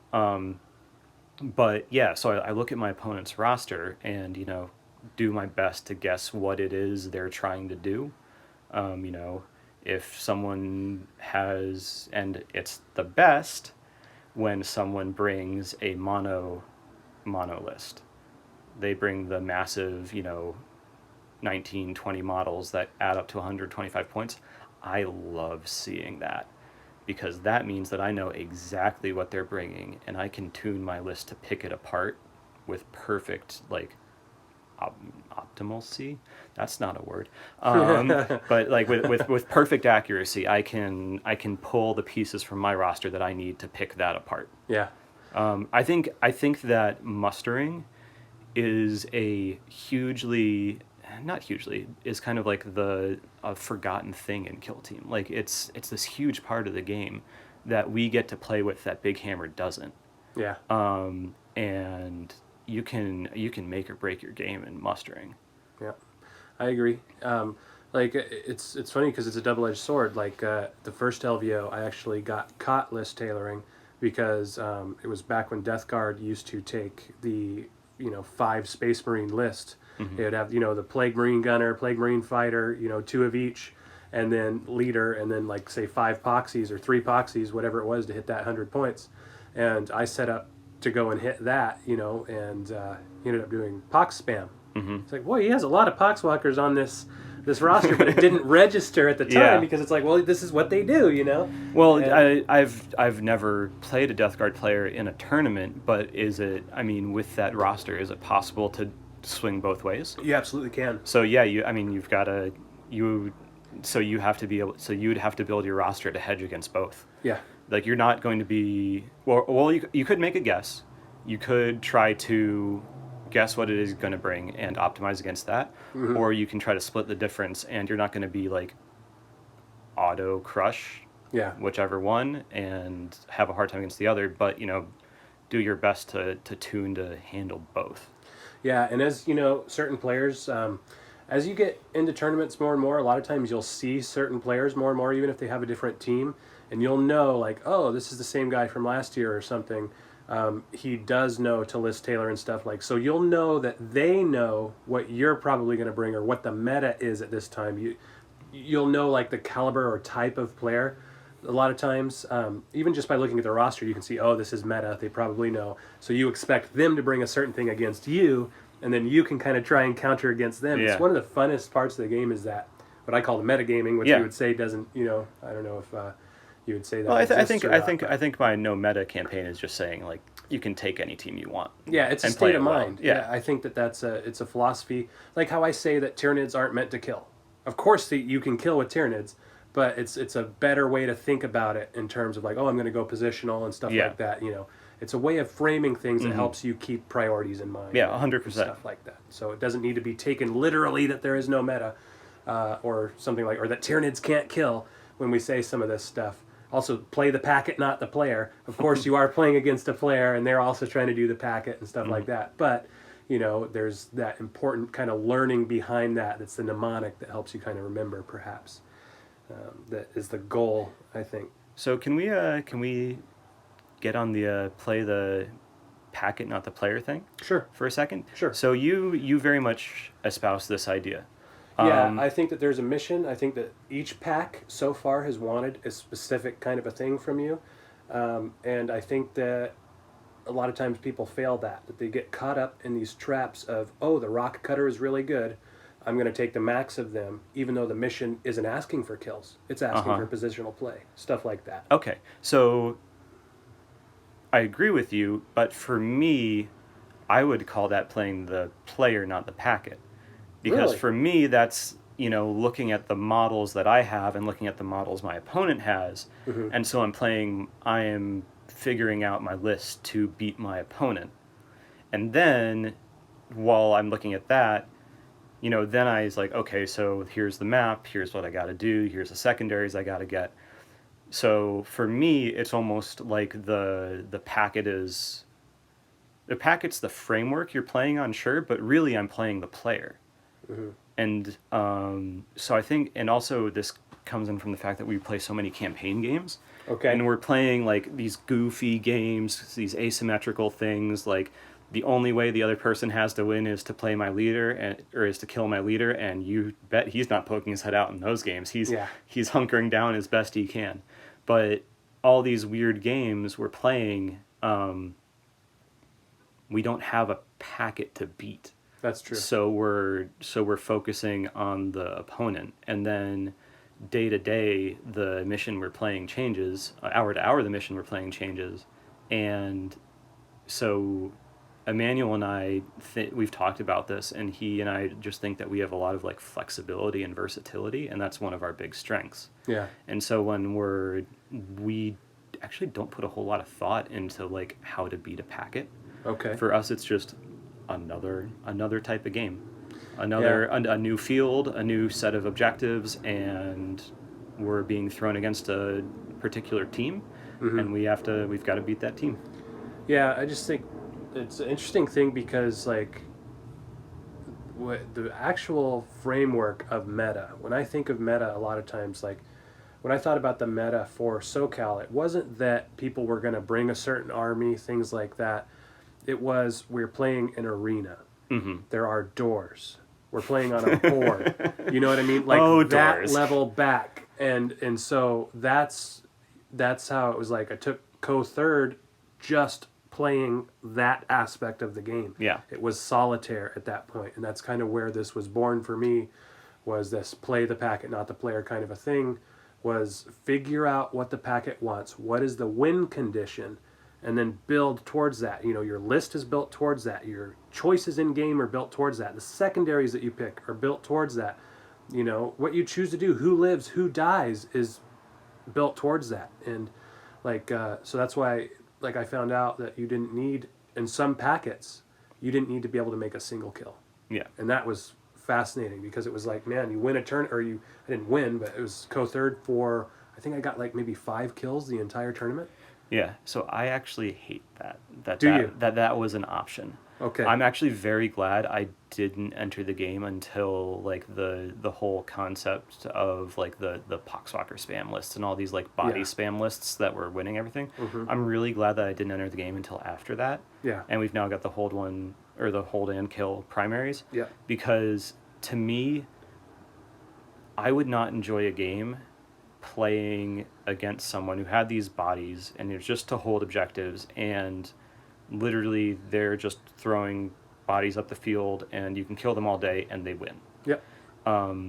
Because to me, we're playing a game, and I want to have an interactive experience with the person sitting across the table from me, and for them to groan and me to be happy when I roll a 6, and for me to groan and they be happy when they roll a 6, and then some little guy murders someone that he has no right to, and then some big guy whiffs on a little guy, and it's an interactive experience. And the whole idea that you can take a list that you don't care what your opponent does, I understand why it's a good game in a tournament setting, or that's a good team in a tournament setting, but it doesn't seem like taking away your opponent's agency just doesn't seem fun to be on the other end of. Yeah, there's a lot of that, man. That's what makes certain things good, like the Howling Banshee. Mm-hmm. You cannot react to that charge. Sure, and I mean, like, and as a piece of the puzzle, that's fantastic, and that's something to plan around. But you're saying the whole team. But if you had a whole team of Howling Banshees, they're just like, yeah, I charge you and you don't do anything. You'd just be like, well, yeah. And well, I suppose, and I mean, someone could do that, right? Is Yeah. there a limit on the number of regular old Howling Banshees you can bring? I don't know. I don't know either. I think we points. I wish you could take max. I wish I could take like 3. I think it was the Wraiths, the Shooty Wraiths. Yeah. You can't have one be your leader. So Yeah. it's like, just shy, you know? Yeah, but I mean, I don't know, things that, yes, we are attempting to murder each other's little plastic army men. That is the point of the game. But to play a list that you show up to the table and you're basically taking your opponent out of it, it's good for a tournament setting because, I mean, you win. But it doesn't make for a good experience for the person sitting across from you. Yeah, I can see that. That's why, part of the BAO pack and stuff like that, when we're talking about Arena 2.0, there was a lot of learnings there for that. Like, for example, that's why I, there was that idea of the full pink spam, which I played demons, but I never played that. And then there was the idea of the full shield drone spam, which I've played some drone stuff, but I've never played that exactly. Because it was like, we knew that these lists were out there, but it was getting to the point where once they got out, the game would be broken, and it was going to be tune in next time, folks, to see which demon or drone spam player won. And it was going to be, if you weren't playing these certain lists, you were wrong. And so there needed to be a reset at that point. And so we kind of looked at what the negative things were, and about, like, say, SoCal Open's pack and stuff like that, which was just the Arena pack, which was just the Nova pack with doors and stuff. We found that the Hold 1, Hold 2, Hold More was just not a good competitive format. And then the doors were not a good thing as they were interpreted at the time. Doors, movable line of sight is an interesting thing. It's a good part of the game, but not when it can block you in your DZ turn 1 and stuff like that. And just like you said, give you no agency. There's no response for it. Right. That's a negative player experience. Yeah, no, I think the open doors thing is great. And I was worried about it, like when you guys were released and I was lucky enough to see a couple of the first drafts. I was concerned about it. I was thinking, well, what if, someone advances across the board and blocks my doorway? But an advance means that you can't mess with the door. Right. So I was like, oh, that's nice. Yeah. So and because when you advance across the door in a closed door situation, now you've got a chance to deny me opening it.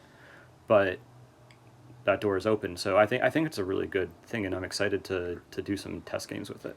Yeah, it's kind of like, there was a debate on it, and kind of I think what won out was that door shenanigans should potentially probably still be a part of Arena.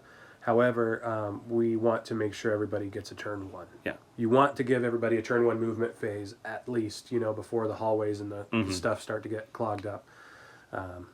Which we'll see if that's the case, because every time we seem to be putting something out there, we find a way to break it within just like minutes. Like the terminals, there was just, 50 different iterations and versions and attempts and ideas and stuff on the terminals. It was like, and you were there for some of that. It was like, oh, it's going to be a objective. Oh, it's going to be this. Oh, you do it in the movement phase. Oh, now it's the shooting phase. This, and then it was just like break. That's part of, I think, why it's so great to have some of the people in the community we do now looking at packets and beta testing before they can come out. I worry that there might be testing? Beta testing. There you go. Yeah, I worry about, like, for example, you helped us beta test. If you go on to win the Bay Area Open, I worry that somebody's going to attribute that to the time that you had access to the pack. However, and that is a valid concern. Right. But what people don't understand is that you've had version 1.1, you've had version 5.6.1. The pack that we're having access to early is not the final pack. And it's changed so much that it's basically by the time people, get it at the same time when it's finally ready to go, I don't think there will be much of an advantage there. And for the record, I have yet to do a single BAO test game yet. Oh, well, you're fired from the testing then. Nope, I've been criticizing y'all's packet from afar. From afar, sitting in my ivory tower, from a safe space, getting crotchety. Yep. Okay. So moving on, this episode's about Shooty Hordes.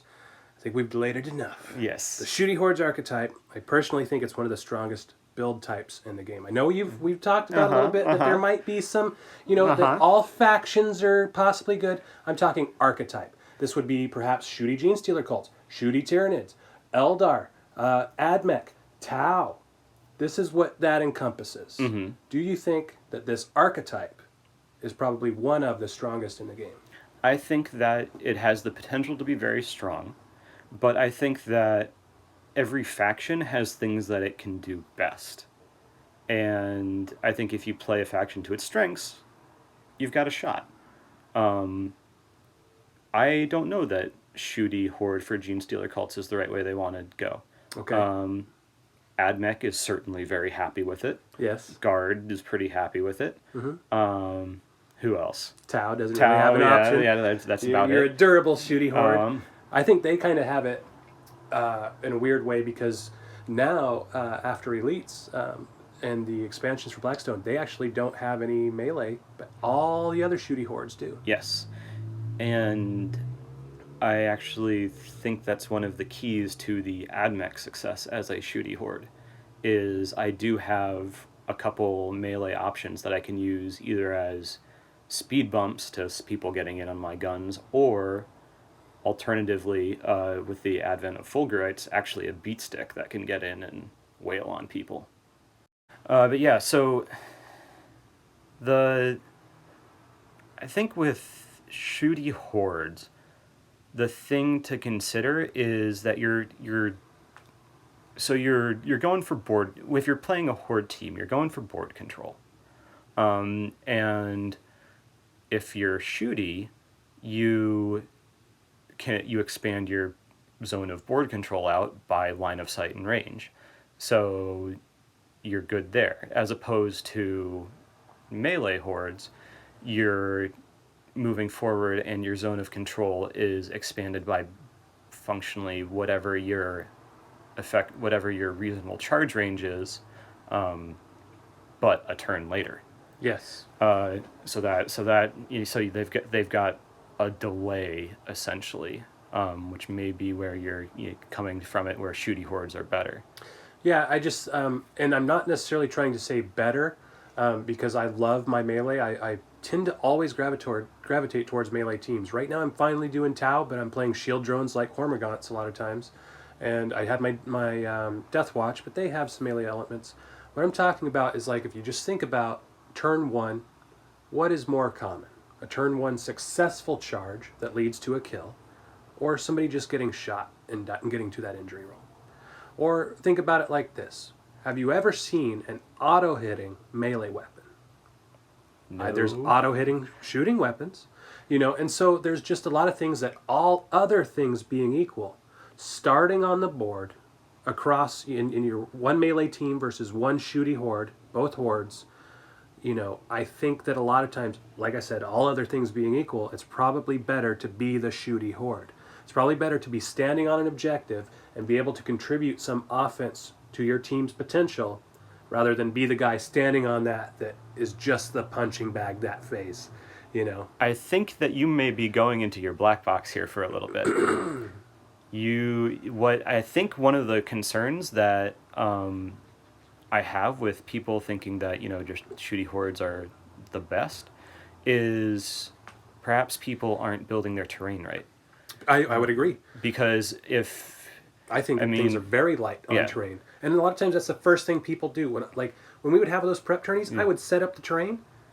I would get it to where I thought it was perfect. And the first thing that happened, every player starts moving stuff around. And 100%. It's like, this is why arena, again, I'm an arena player. Yeah. But I think, and I think that if you're not careful with your terrain placement, then yes, shooty hordes are just going to win the day. Because it turns into a shooting gallery, and they will wipe you off the face of the planet map, 22 by 30 inch square rectangle. I know shapes, but with proper terrain placement, you can sneak around on them. You can get in on them from blind charges or charges from cover to help yourself out.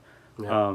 You could even advance a guy in front of another guy who's in charge range just to give him a debuff, to get in on. It's a little safer on Overwatch. Exactly. And stuff like that. But I think in a balanced terrain game, the shooty hordes are not going to raffle stomp everyone, but they are definitely good. I think that more options is always nice. That's the way that I play my game. I don't think it's the only way to win, but I come at Admech with my toolbox and I open it up and pull out what I need bit by bit. Yeah. And Admech's in sort of this weird space between Horde and Elite. I would agree. And so I wouldn't say I'm a true shooty horde, but having, a gun line of 6 or so real solid weapons gives me the options to scatter stuff downfield and make people hurt on the way in. Yeah, I think as you're going more into your Fulgurites, you're becoming less of a shooty horde. I do think that basic Admech, like out of core, and now moving until this point where people are looking at more of a, a melee priest kind of a heavy thing, that it would definitely be a shooty horde. Yeah. Up until this point where maybe people are looking and seeing maybe they don't have to play that way. But yeah, I just think that shooty hordes, like I said, it's all other things being equal. Like, okay, the terrain is set up, in a favorable way or something like that. It's just there's so many things that can seem to slide things in the shooty horde's favor versus the melee horde. Where it starts to equal out is the fact that the melee horde a lot of times is safe in combat. Yes. And so once they can get in, they're done, and they don't necessarily need the RNG, the kill, the out of action that the shooty horde does. Right. Because the shooty horde, they want you off that objective. A lot of times they have to actually go through all the dice in the way of the out of action result, whereas a melee guy can get in, stick, and now he owns that. Right. And if you don't have the ability to kill him. Yeah, and the other side of this is, so the shooty horde spreads out the field, and they're trying to cover the field and shoot as someone's closing in on them. Or if you're facing another shooty team, cover where they might be to try to shoot them too. But in either case, the shooty team is hedging their bets and trying to figure out, assuming you're going first in the turn, they're hedging their bets and trying to guess what the position of the board is. Yeah. They have to plan around thinking where their opponent's going to be. In Melee, you've got a little bit of an edge because you know where they are. Yeah. You know where the spots are to hide. And so you're just trying to run up and get up on them and avoid being shot. And I mean, I say that like that's easy. I make that particularly hard when you're facing me. Yes, I've noticed. But it's I mean, I'm saying this as someone who doesn't play a lot of melee, so I could be very wrong about this. But in running and finding the hiding spots and trying and knowing that this model is the point you have to get to, so you're in combat with them, it seems to me like that narrows the amount of board you have to think about. Okay. Yeah, and it's interesting because melee isn't the only thing that a Shooty Horde would need to contend with. I feel like a lot of times in the Shooty Horde versus Shooty Horde matchup, the big issue that always happens is one's going to do that job better. I don't think that you've come across the bad end of that stick as Admech very often, because I feel that they are one of the best in the Shooty Horde I've archetype. come across it against Tau. Tau can because they're durable. Yeah. Yeah, they're able to saber protocol things off and stuff like that. No, and then match you for shots. In the Shooty versus Shooty matchup, it devolves almost into a initiative battle. Mm-hmm. Like whoever goes second on those is generally just going to have a much better time. Yeah, I feel that way in reverse about melee versus melee when you're talking about the hordes. Yeah, you want to charge in first. I want to go first on that first turn, because I've even on the first turn. On the first turn, yeah. When it's melee horde versus melee horde. Why? Like you're not making the charges. No, but it's the board control. It's that press that you can do that denies the rest of the board. Fair enough. And so, because like, for example, at SoCal Open, I played a Tyranid player on the open board day 2 before I dropped, and we looked at each other. He had a 20-man gauntlet list. I had a 20-man gauntlet list. We just kind of said, whoever rolls this initiative wins, you know. And sure enough, it was just you get the initiative, and then you just do that press, and it was nothing really you can do after that. You can charge, try and get through them and stuff, but you just cramped them so much that you've taken away that board control they want to do. So it's hard. Yeah, no, and it's interesting to me to hear you say that, because I've never once in my life, that's not 100% true. Very rarely have I ever wanted to win that turn 1 initiative roll. Yeah. I am generally so happy to let someone else go first and then move my models to pick on precisely who I want them to pick on. Yeah, I think when you and I played at LVO this year, I think that I had initiative that first turn. And I think I did the press. Even though I had less bodies, I think that was what I went for in that one. We're just like, nope, you're not going to go past this. This is mine. I just didn't have enough bodies to really max on that and do well with it. Matchups, man. Shooty Hordes. Shooty Hordes are a bear. And so, but also I think that, one of my other list building philosophies is I mean, you've never seen me run a pure gun line, right? I've always got some sort of melee option and maybe a couple things that I can kind of bounce back and forth as needed. Yeah, I'm going to ask you about that in a moment. Okay. But so I think that maybe, so if your other, I mean, not every faction has that option. Tau certainly doesn't. Right. Guard has pretty limited options on that front. But the idea of taking a team that even if your objective is to be a Shooty Horde, that you're planning on murdering people from range with a whole bunch of shots, and maybe 60% of them whiff horribly, but you've got enough shots to get stuff through. Having some sort of deterrent, whether it's a shield drone that can charge someone in and just be annoying, or a power fist scion that will wreck someone's day unexpectedly. Having options like that forces people to think about your Shooty Horde in a different light. They can't just address them as a one-dimensional threat. Mm-hmm. They've got something else going on that makes your opponent have to plan more.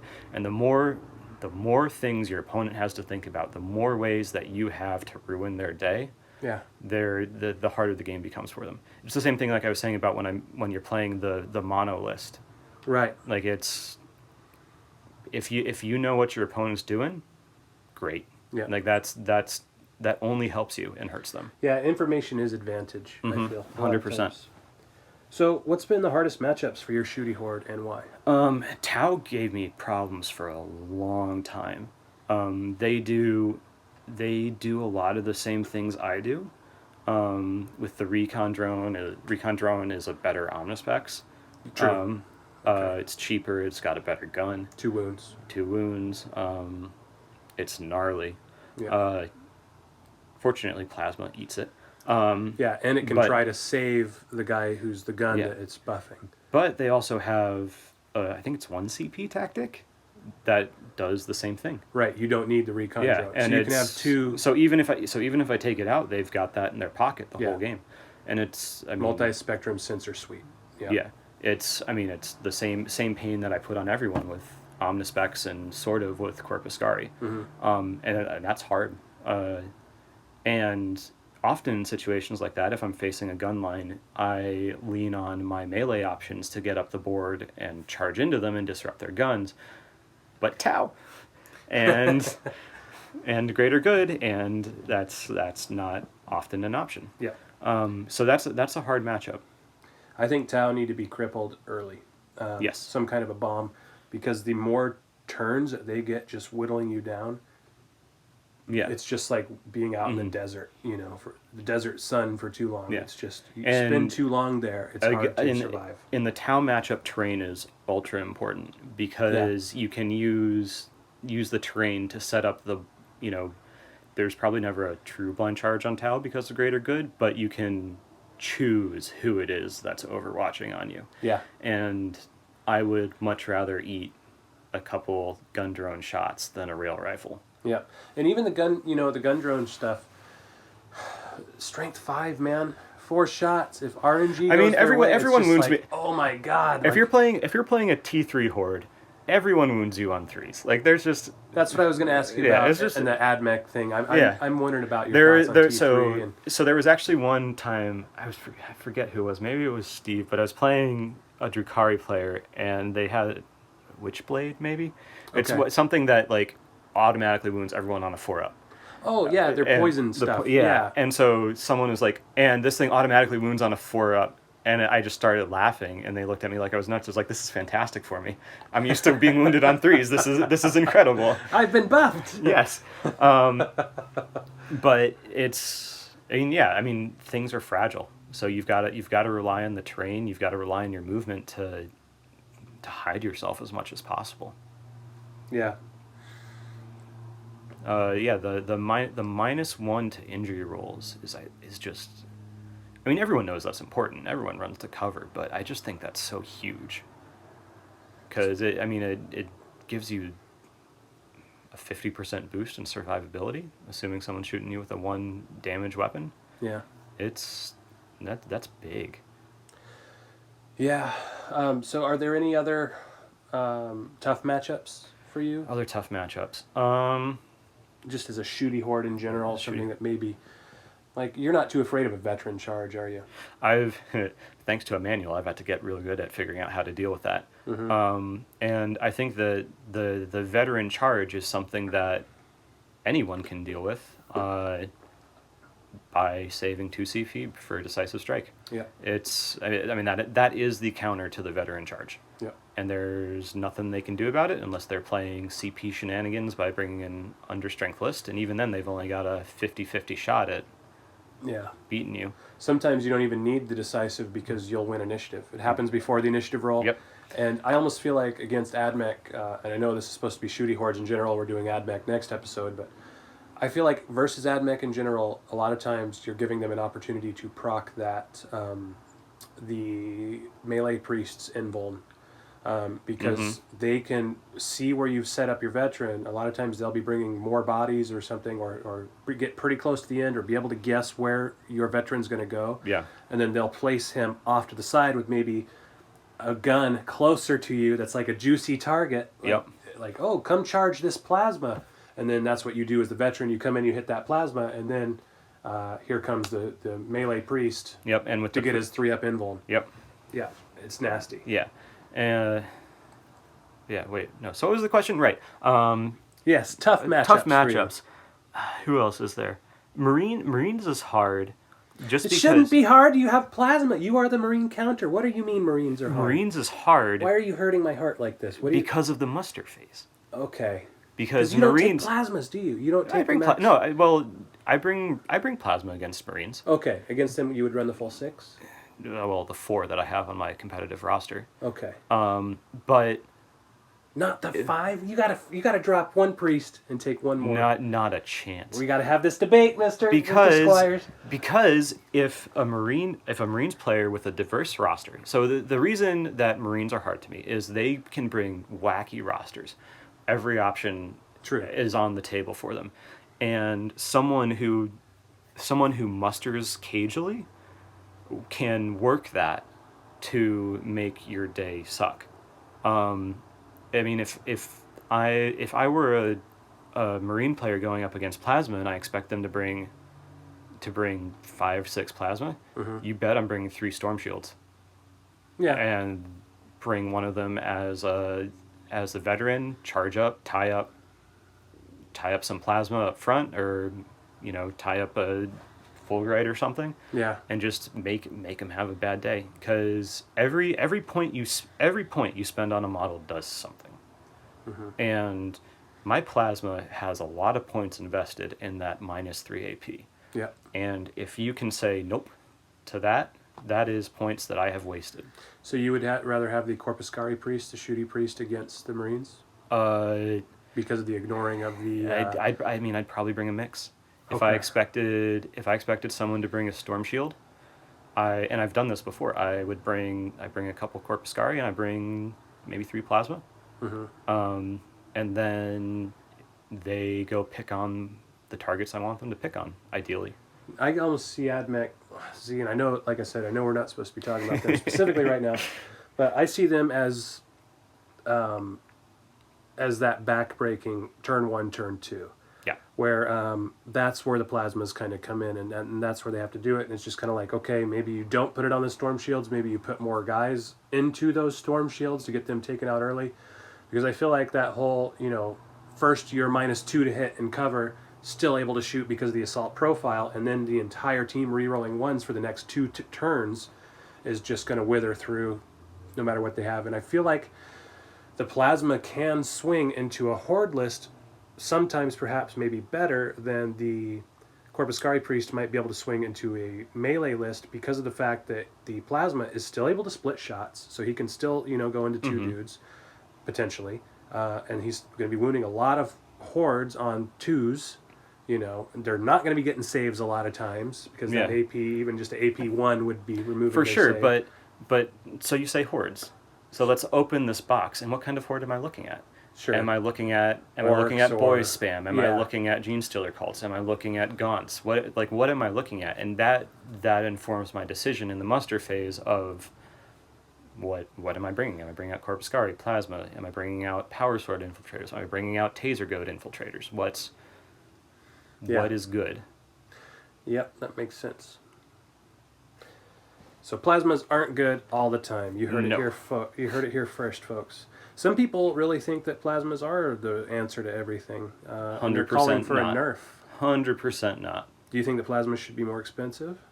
I'm gonna say no, because I don't want them to be. But I mean, they're good, but so if you think about it, the plasma gun is probably a point too cheap, but there is, I think, a negative point built in on them because they have the chance of blowing up. True. So when a plasma does its work and I never roll a 1, yeah, that probably feels like a 14 or 15 point model. But when I do manage to blow myself up, Yeah. that's like points that were almost effectively yours. Like that they count towards the points that you had on your team. If I managed to blow myself up turn 1, I was You handed essentially them points, I handed you points. Handed him war gear. Yeah, so Made I it kill. think they're about right. Okay. And they can be oppressive for sure, but I don't think it's I don't think they're wrongly costed. No, and a lot of people that are calling for the nerfs, I kind of disagree with. I think that a lot of the people calling for nerfs are playing Space Marines or Death Watch. Yeah. And it's kind of like, and I see a little bit of bias there. Yeah, and if you are, I mean, Plasma is the anti-Marine weapon. It just is. And nobody wants to be. No one wants to be that. But bring Death Guard against Plasma. You're gonna, no matter whether I supercharge or not, I'm wounding you on 3s, not 2s. Yeah. You've got Feel No Pains to start shrugging stuff. It's gonna feel a lot different being as the Death Guard player against Plasma. And that's one of the things with true Shooty Hordes, to bring it back to that topic, if you the bigger the list is, the cheaper your models are, the bigger your list has to be, which means the less variability you have in your roster. Yeah. And so you can't tune the same way. That's a problem I'm having at 125 with Tyranids. Uh-huh. Because, like you said, people will know exactly what I'm bringing a lot of times. What am I going to have? 8-man teams, 3 8-man teams, because my guys are 4 points. Some of them. Yeah. So maybe that's a thing to think about in playing Shooty Hordes. Is you've got your core that you can never really substitute out just because you don't have the points, but maybe you've got your specialists and a few key pieces that you could have enough bodies to swap in and out depending on what it is you're facing. Because the matchup against Marines, the matchup against Harlequins, the matchup against against Death Guard, against Orcs, those all look very different in terms of what those models are, what that team wants to do, and the weapons you want to point at them, because different weapons are going to be the right thing against those. Yep. So earlier we were talking about part of what is making some Shooty Hordes really strong right now. Tau doesn't have it, but there's a lot of Shooty Hordes are now able to take melee in one form or another. Guard got a huge buff with Gottfried, stuff like that. Uh-huh. You actually have a term for models in your team you call flex models. Yes. And I was hoping you can explain what that is and how you use them in your Shooty Horde. So my oh boy, here you go, everyone. Here's my list building philosophy. So we've been playing at 125 points for a long time. And for me, the way I build my Admech teams, that works out to 10 models. It's not something I plan on saying 10 models, but it's just kind of the way it tends to work out. So the way I plan it is I generally think of myself as having 2 frontline guys, 2 flex models, and 6 gunline. So frontline or melee? Frontline are guys who I want to be in melee. The gunline are people I don't want in melee. I want them back on objectives. I want them extending board control if I can find some sort of highest point. But my flex guys are my guys that they're maybe not so good in melee and not as good at range, but I can bounce them back and forth depending on what's happening on the board to give myself what I need on the board. Now, I think even with your front line, you have some shooting on them, even if it's not insane. They'll have a pistol. Right. Oh yeah. I mean, if I'm using an infiltrator in a frontline role, he's got the pistol, so he's still shooting. What about your melee priests? Would you priest? consider that a front line? Yes, 100%. Yeah. If the Ruststalker and the Fulgurite, they're frontline. They can serve no other purpose. Now, but the infiltrators and Corpuscari can be frontline if I need them to be. Maybe not so much the Corpuscari, but Corpuscari would probably be a great flex. That's how I use them. That's why you're taking them then. Yes. That's the Because thing that makes them better than the plasma, in your opinion, is the fact that not they're better, not but limited to gunline. they serve that role. Yes. Because they're shorter range. They're only 12 inches, and so I can kind of bounce them up the field and blast people, and kind of use them as an intermediate shield on my gun line. And if I need them to get into melee, I'd rather them be at range, but they're not slouches. No, they're not slouches at all. Yeah. I mean, they still get the triple hits on an unmodified 6. Yeah. And they've got a 5-up invuln and 5-up feel no pain, which is technically better than a 4-up armor save. So just, in your time playing the game, just off the top of your head, have you seen any other models from other factions that could potentially be called a flex? Anything else that has stuck out to you? Like, Marines definitely have a lot of options, I think, in that front. You know, they've got people that can bring both a melee weapon or a ranged weapon, and even the some of the Primaris models. Like if you bring an intercessor sergeant, maybe, like, don't even give him any melee weapon. Like, I mean, he's happy sitting at range because he's got some gun that's not terrible, but he's got enough attacks and enough strength and enough weapon skill that he's gonna be a threat no matter who's in on him. Who else? Eldar probably have some models that are used kind of like that. Yeah. I mean, the Scorpions want to be in on you, but they've got grenades, and with the whole thing where they effectively ignore cover. Yeah.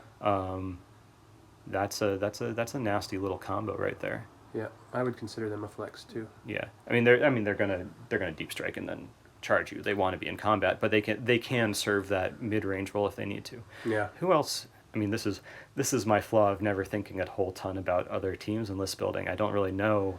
Well, like one thing that came to my mind that is definitely able to flex is the Tyranid Warrior, because they're able to have that would be perfect. Great melee, great weapons, but I wonder if the points would be, I mean, that's an expensive flex. It 20 is. plus It's points a super, minimum. Yeah, it's crazy expensive. Does that make them not where you would consider them as a flex, or would you put that in there regardless of the points? The points value the points value doesn't matter. Okay. The points value affects your decision making in the game as to the risks you're willing to take with that model. But that doesn't, if we're trying to, figure out what this flex term means and what you want this model to be, if you want him to bounce around in the midfield as a flex guy, that's what he does. You've got to, if he's a expensive model and you don't want him to get killed, maybe you have to play cagey with where exactly in the midfield he is, try to hide him behind terrain. Yeah. But because if they can shoot you, or if you can shoot them, they can shoot you and stuff like that. Yeah. I wonder about... go through. I mean, actually, Grey Knights. Grey Knights would be an entire team of flex guys almost. Yeah. Because they're happy side-bolting and maybe not so happy rapid firing at range. That side-bolt, they can do it in range, they can do it in melee. Yeah, so I mean, the Grey Knights are a team of 5 flex dudes. They're running all over the field doing... where they can be at range, they can be up close, they can bounce around, they're happy wherever. Yeah. Now, getting back to your frontline guys, I almost think that I have certain things in my lists that are a lot like that, but I think of them more as intercept. Is that now? Does your frontline always have to be frontline, or can you keep them, like I was saying, back a tiny bit, bait with a gun, use them to counter? Yeah, I don't think I mean frontline in the sense that I have them in front. More like they're my melee crew. Yeah. So if I use them to like protect the guys. It depends on the matchup. Like the gun line and stuff like that. If I'm facing melee who wants to come in, then their job is to kind of intercept. But if I'm facing another team that wants to shoot, then their job is to go out and try to hunt down and blind charge whatever their nastiest gun is on the table, and then he locks it up. I mean, my melee is not great. Like, they're not a reliable killer of things. But if I can tie down, a couple rail rifles with a infiltrator, and then I can roll the gun line out without fear of reprisal that turn, that's a nasty turn for me. So, just offhand, in your opinion, is there an optimal amount of flex or melee options in general that you strive for? Is it a happy accident? I'm just trying to get an idea of if there's an optimal ratio. The team composition I've stumbled on works for me, and it's something that I've developed over time. Like, it wasn't something I ever woke up one day and thought, this is what I'm going to do. It's something that I eventually noticed myself doing in playing all of our games all over the place, all of our prep tournaments, all of our campaign games. There was a common theme to my lists, and this is kind of what it is. And I'm actually a little upset that I figured it out, because now that I figured it out, it's something that's in the back of my mind, so it's something that I'm beholden to. So it's not the happy accident anymore. It's not the happy accident anymore. It's something I actively think about, and that is imposing a limitation on myself. which, like, it's something I know works, which, I mean, it's good. Yeah. But in some ways I would almost not rather realize that and just keep doing it subconsciously, because then when I see something and I've had this moment where I've looked at a list and be like, I need to do, this is the team I want to bring. And it breaks that 2-2-6 that I think about. Okay. And like, I go, wait, what? Yeah. Can you go into that 2-2-6? What do you mean by that? So I played soccer growing up. So I've got 2 forwards, 2 midfielders, and 6 defenders. My 2 front line, my 2 flex, and my 6 gun line. So that's my 2-2-6. But that's interesting how that happened that way, huh? Yeah, it is. But but then sometimes I like look at something like, okay, this is what I want, and I realize that I've picked a team that has, you know, a full grade, a Rust Stalker, and 3 infiltrators and 5 Vanguard. I'm like, oh God, I've deviated from the formula. What's happening? Yeah. And it messes with my head a little bit. And I wish that I hadn't, like, it was still just like an internal thing and not something I actively realized. So then those moments where I think that's the right thing to do don't trip me up. Yeah, it's like now you've codified it and made it a rule basically for yourself. But so expanding that out to Shooty Hordes, because that's what we're supposed to be talking about. I think that, you know, maybe these ideas of positions, you know, can help other people in their like list building, but it's whatever your team is, it's not going to be the same. It's not going to be the same formula. Yeah, it's not. I think that for gene stealers, I think that it's actually almost an inversion of the pyramid, with a couple gnarly big guns chilling back to make people think about, oh God, I don't want to be out in the open where a mining laser can pick on me. Yeah. But you've got everyone pressing forward, and then, you know, maybe a couple guys happy bouncing around in the midfield to hold objectives, and if someone starts running through to go grab the objectives that you've got your mining lasers on, they can kind of intercept and tie them up, maybe ruin their day. Yeah, and then like maybe flamers and stuff like that could be a good mid-board. So maybe some of the intercept for another team might be range instead of melee. Yeah. Somewhat like maybe it's more mid-board instead. No, of I mean forward. all these concepts and positions, it's 100% dependent on your faction and your list and what the other person is bringing. So I know you got to get out of here, but a lot of melee teams, I just was wondering, tend to be T3. Is durability ever an issue? I mean, not a lot of melee teams. A lot of Shooty Hordes tend to be T3. Mm-hmm. Is durability ever an issue for you, or do you find that you're just so damn killy that it doesn't matter? Oh, it's absolutely an issue. And that's why I'm so careful about always being in cover, because giving modifiers in the hit phase and the injury roll are my only defense. Yeah. I have decent saves between, you know, a 4-up armor and most guys, and then 6 or 5-up invulns, and then the 5-up field of pains on the priests. I mean, I'm not stuck with, you know, boys trying to make saves. Yeah. But my saves are not amazing. My toughness is subpar. I have to find ways to stack negatives in places I can to try to survive. I have more questions on that, and we'll get into next time on the Admech specific episode. Just one more question for you for this one, and then we'll let you get out of here. For shooty teams in general, just kind of in closing, is there a specific tactical thing, a strategy, something like that you think would be important for the listeners to hear? I think that an important thing to do with shooting teams is to consider where you are in the initiative order and plan very heavily around that and do your best to take advantage of it. Ideally, in most cases, you're going second and they have no chance of making it, or limited chances of making it into you in melee, because then you get to pick on them. And you get to, before you start moving, look at the board, think about who is going to shoot who, and line up those shots. And oftentimes I find it good to, you know, instead of maybe trying to like spread out and shoot as many things as possible, pick the key targets and say, you are dying this turn.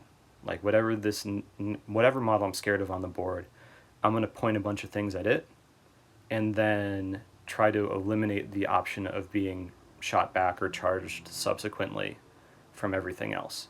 If you're going first, you obviously can't do that. So then you have to look at the board and do your best to just spread out and cover the field, because your opponent's going to do the same thing to you, and your best defense is to make them have pain no matter where they are. They're going to be able to choose which pain they want, but if you can spread out well, they're going to be in some kind of pain no matter where they are. Strategic Advantage YouTube channel is out now. You can go up there if you're listening.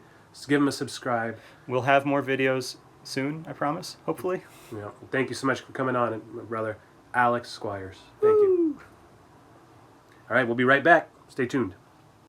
And now it's time for a quick Q&A segment where we got a lot of questions on Melee and Tyranids this episode after my Melee Tactics vid that recently came out. So, let's dive into it. First question, I'm looking into what to add to the GSC from my KT starter set. So it looks like he got the original Kill Team starter set that included Neophytes. He says, do I add Gene Stealers or some other GSC box? If I end up going with Gene Stealers, might try to find one of this box for the couple containers and crates barrels. What would you add to the Neophyte hybrids to make a decent roster of GSC? All right, so it's kind of like two questions here. One of them, I'm going to tell you right now, you're asking me what box to get. You're going to be kind of disappointed here in my answer, because Gene Stealers, both in Big 40K and in Kill Team, the Gene Stealer cults are one of, if not the most expensive kill teams to run. Just an example. You want to run the 17 17 Acolyte list. Well, they come 5 to a box at $35 a piece. So that's 35 times 4. That would be 140. So that's just for that one list. Again, you got Neophytes. Let's say you want to run what I did at the SoCal Open. You're going to play an arena comp or something like that, and you need another box of Neophytes. That's 35 more bucks. It gets insane. So the best thing you can do is try to find the Tooth and Claw box set. The Assault on Vigilus, I believe it is. It kind of has 2 names to that one box. That has a lot of things going for you. It'll have a lot of components. But unfortunately, the fact of the matter is that is not going to be building you any kind of hard one-way lists. It'll be a lot to go from. But that or something like the Deathwatch Overkill box, and it's probably going to get you a lot more bang for your buck, a lot more if you're just trying to get like a box. Well, maybe get one of those and sell off the other faction, because both of those, it's a dual faction box. It's going to be part Deathwatch and Gene Stealer cults or part Space Wolves and Gene Stealer cults. But those have a lot of different things in them, like Aberrants and, Pure Strain Gene Stealers and a couple Acolytes and stuff like that. And so, yeah, there's that. You can spend so much just even on the Acolytes, because, again, if you're getting one rock cutter or one rock saw to a box, you want to run 4 of like one of those, just the saws. That's 4 boxes there just to be able to run that. So Gene Stealer cults, I should say, are expensive. There isn't going to be a one box to get. If you are going to pick up a box, it needs to be one of those boxes that has all the stuff in it. I hope that helps. All right, next question. It says, Metabolic Overdrive nerf? What did I miss? You can still move twice in one turn. You can't still move and charge with it? No, you cannot move and charge with it. There has been many, many different versions of the Metabolic Overdrive that has come out. So in the very beginning of the game, when it first dropped, you could do any kind of move followed by any kind of move. So I could advance and charge, for example. It got me across the field. You're talking to a Lictor, for example, 9 inches base plus D6. That would run him up, and then he'd get to charge 2D6 on top. A Gene Stealer would be great for something like that too, because he'd be re-rolling his charge. That got changed. It started having an issue when the Writhing Shadow box came out. There was a tactics card in that which was different, and a lot of people were kind of the opinion that you run the most current type of ruling, basically the writing of the rule. So it was a different, same tactic, same name, but it said normal move followed by normal move, not just move and then move again. So that seemed like a hard nerf, and it was kind of up to what your opponents felt like, individual TOs, if you were even allowed to run the expansion tactics. That was a thing. Then we got one of the most convoluted FAQ entries that had ever existed, ever. in the history of GW bad writing, where it basically spelled out all kinds of weird different ways that you could do this. You could normal move and charge, you could advance and advance, but you couldn't advance and charge. It was like things like you could fall back and then normal move and this and that and blah, blah, blah. And it had all these different conditions and different things that you had to kind of memorize what you could legally do, because certain things did not combine, even though it was like, okay, you can fall back and then move again and stuff like that. So it was that way for a little while, for about a year. And then we got another FAQ. The most recent made it go back down to normal move followed by normal move.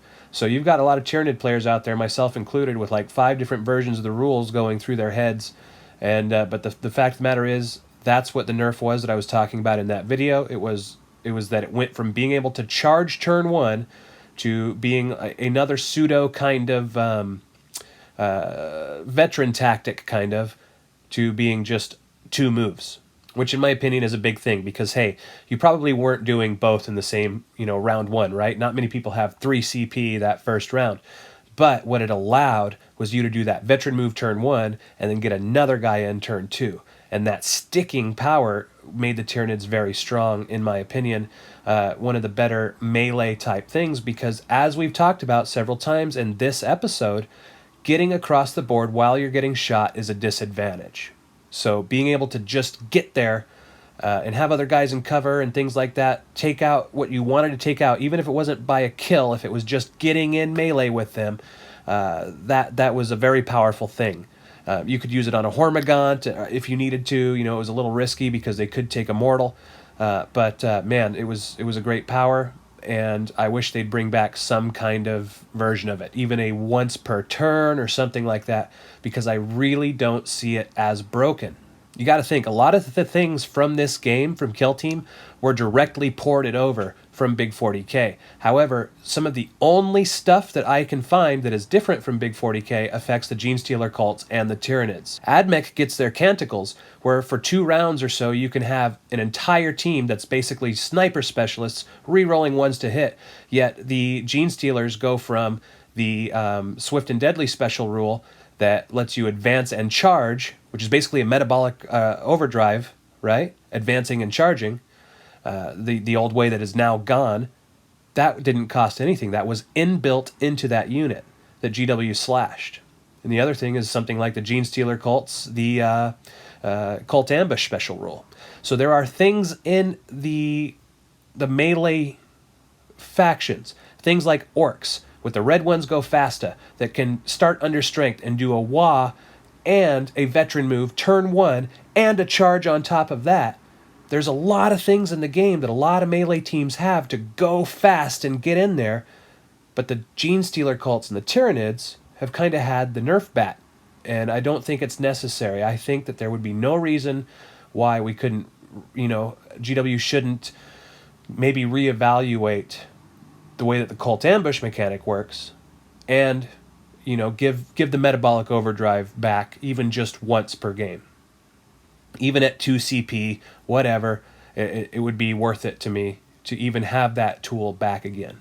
But to answer your question, that's what changed. Is it went from, being able to advance and charge, or at least in a handcuffed version, being able to move and charge, to now it's just move followed by move. Might as well not even exist. All right, next comment. Up and Atom. Okay, so I was talking about the Up and Atom tactic, where if you're not in melee, a lot of people, the tournament organizers, have ruled that you can pay the CP to pile in 3 inches, right? He's saying that is just incorrect. You cannot be selected to pile in unless you're within 1 inch. I know some TOs have stated you can, but it's clearly wrong from a factual and a rules as intended perspective. You could be right. I can't speculate on rules as intended very much, because I don't know what they actually intended. And I think that GW is so disparate, and so many left hands not knowing what the right hand's doing and things like that, that it's hard to say what was intended with them.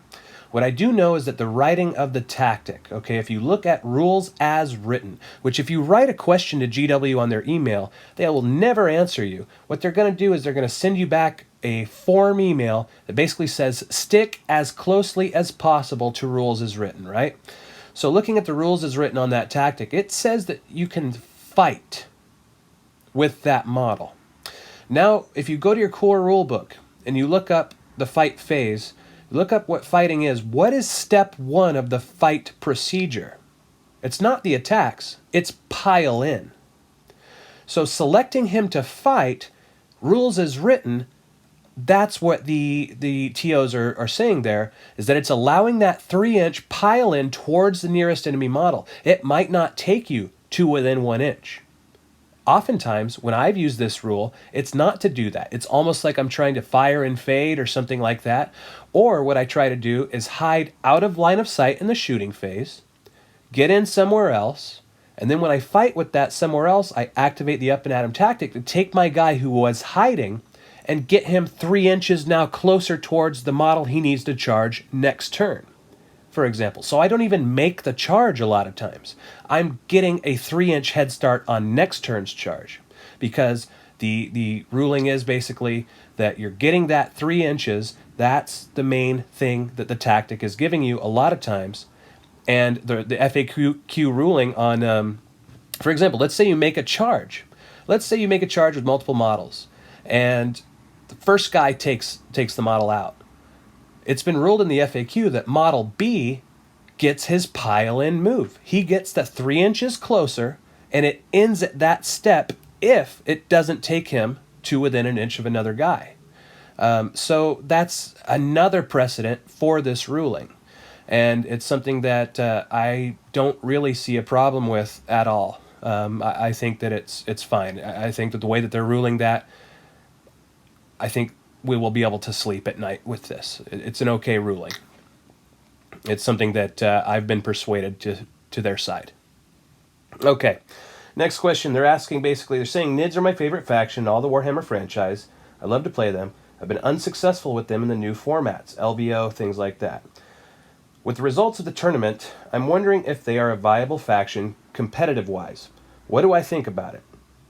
Are Nids a competitive faction right now? My feedback is much appreciated. Well, yeah, so I do think that they can be competitive. I think that we need a relook at the Tyranids. The Tyranids are hurt by things like 125. The Tyranids are hurt by the fact of the change of the format and having hold and kill rather than hold more, basically. That has changed a lot for us, I feel, more than a lot of other factions. Because of the fact that Tyranids were a mainly positional force, Tyranids had a list that was very prone to spamming cheap guys, which was different from other lists that tried to spam cheap guys. Look at the Poxwalkers. That could still potentially work. Drone spam could still potentially work. Why is that? Because drones have a 5-up FNP and a 4-up invuln if you run the shield drones. The Poxwalkers have a 5-up FNP. The Gaunt has a 6-up base save. So if there's any AP, they're going down. They're also toughness 3, 1 wound, things like that. So they're easy to get to the injury roll. There's the doors in front of their injury roll are very weak, basically. There's not a lot of steps to taking one of those out, to at least rolling for them. And Tyranids basically were at a point to where the way that things were in the past formats, they had solved basically Kill Team. For that faction at least. There was one way to run it. If you weren't running it this way, it's not necessarily that you were wrong, it was that you weren't optimized. There was an optimal way to play that. Now you take that optimal list and you put it in hold and kill, and all those guys give up points. And I've gone on about this a little bit, I don't want to talk about it too much, but yes, they're still viable, basically, simply put. However, not how you used to run them. Right now, try to look at things that affect the math and are a little bit more sturdy. A Gene Stealer, for example. T4, 5-up invuln. It's a lot more survivable than a guy who's T3, 6-up save. You can also affect the math on him by, say, going Gorgon subfaction for a buff to his melee. Stuff like that. You'll start getting very close at 11 points to what you're getting on a warrior for that's going to be 20 plus points. Another thing you could look at is going Shooty Horde with your Tyranids. You could look at the Leviathan subfaction, for example, and the Devourer Termagants. Yes, they're more than your Gaunts used to be. They're 7 points instead of 4, but you're getting 3 shots at strength 4. That's almost, that's basically what a Gene Stealer's doing. You're just missing out on the AP, but they can do that 8 inches away. So pretty good. Not a bad trade for almost half the price of the Gene Stealer, and you don't have to cross a battlefield getting shot anymore. You can stand and contribute the offense. You can do that standing on an objective, maybe getting kills while standing on an objective. Gee, it's almost like you're holding and killing. That might be kind of a build that would be good in this new format. Tyranids are competitively viable. I believe this firmly. If I didn't have to be practicing Tau for the Nova Open Kill Team tournament this year, I would probably still be running NIDs. And I have a lot of ideas for ways to run NIDs, but they're not going to be 20 Gaunts. So I hope that answers your question, brother. Okay, next question. So they're talking about the tactic I was talking about for the flesh hooks, which isn't a tactic, it was more of a strategy that I just laid out, how you can shoot up to like 7 shots in a turn and stuff like that. They're basically saying, as we understand it in our group, you cannot shoot in the turn you're charged, even if you have pistols. Pistols only come into play in the second turn. Are we wrong? Pistols have almost completely disappeared in our meta because of this. So the fact is that you're not wrong, but flesh hooks are not pistols. Flesh hooks are assault too, and they have a special rule and an FAQ entry talking about how you can shoot if you are within 1 inch of an enemy, and even if you're not in combat and you have an ally within 1 inch of an enemy, you can target that. So let's say somebody charges a Hormigaunt, you can run up next to that, not charge in, and you can drop all your shots into that guy who's now in melee with your boy. So it's you're not wrong. But flesh hooks are not pistols, and they have special rules, special FAQ, allowing them to shoot into combat. So the stipulation there is you cannot shoot if you charge that turn. Any other time, you can. If you got charged, if your buddy got charged and you're close enough, anything like that, you can shoot your flesh hooks. I love them. And that concludes this episode of the Killzone Podcast. We'll be back in 2 weeks with a special Patreon-only episode where Alex Squires goes in-depth on his winning Admech strategy. Speaking of the Patreons, I want to give a big thanks to each and every one of you for making this channel and this podcast project possible. I'm working to improve this every episode. I hope that you're noticing the improvements, and I apologize for the crackliness just as it was getting so good in that conversation with Eric. I hope it was still listenable for you, and I appreciate you guys sticking with us. I'm like I said, I'm always working to make this better, and I'm going to try and invest in some equipment to make the crackliness go away. Always just need to work to improve that audio quality. So thank you to all of you who listened. Thank you to the patrons that support us, and I wish you all the best. Like I said, we'll be back in 2 weeks. See you in a couple Mondays. You've just listened to the Killzone Podcast. Killzone Podcast. With Beeranid 40K. Kick ass. We hope you've enjoyed today's episode. Tune in to Apple, Spotify, and YouTube for more Killzone coming soon. There's a new episode for you every other Monday. Be sure to join the Beeranid 40K Patreon for full access to all episodes.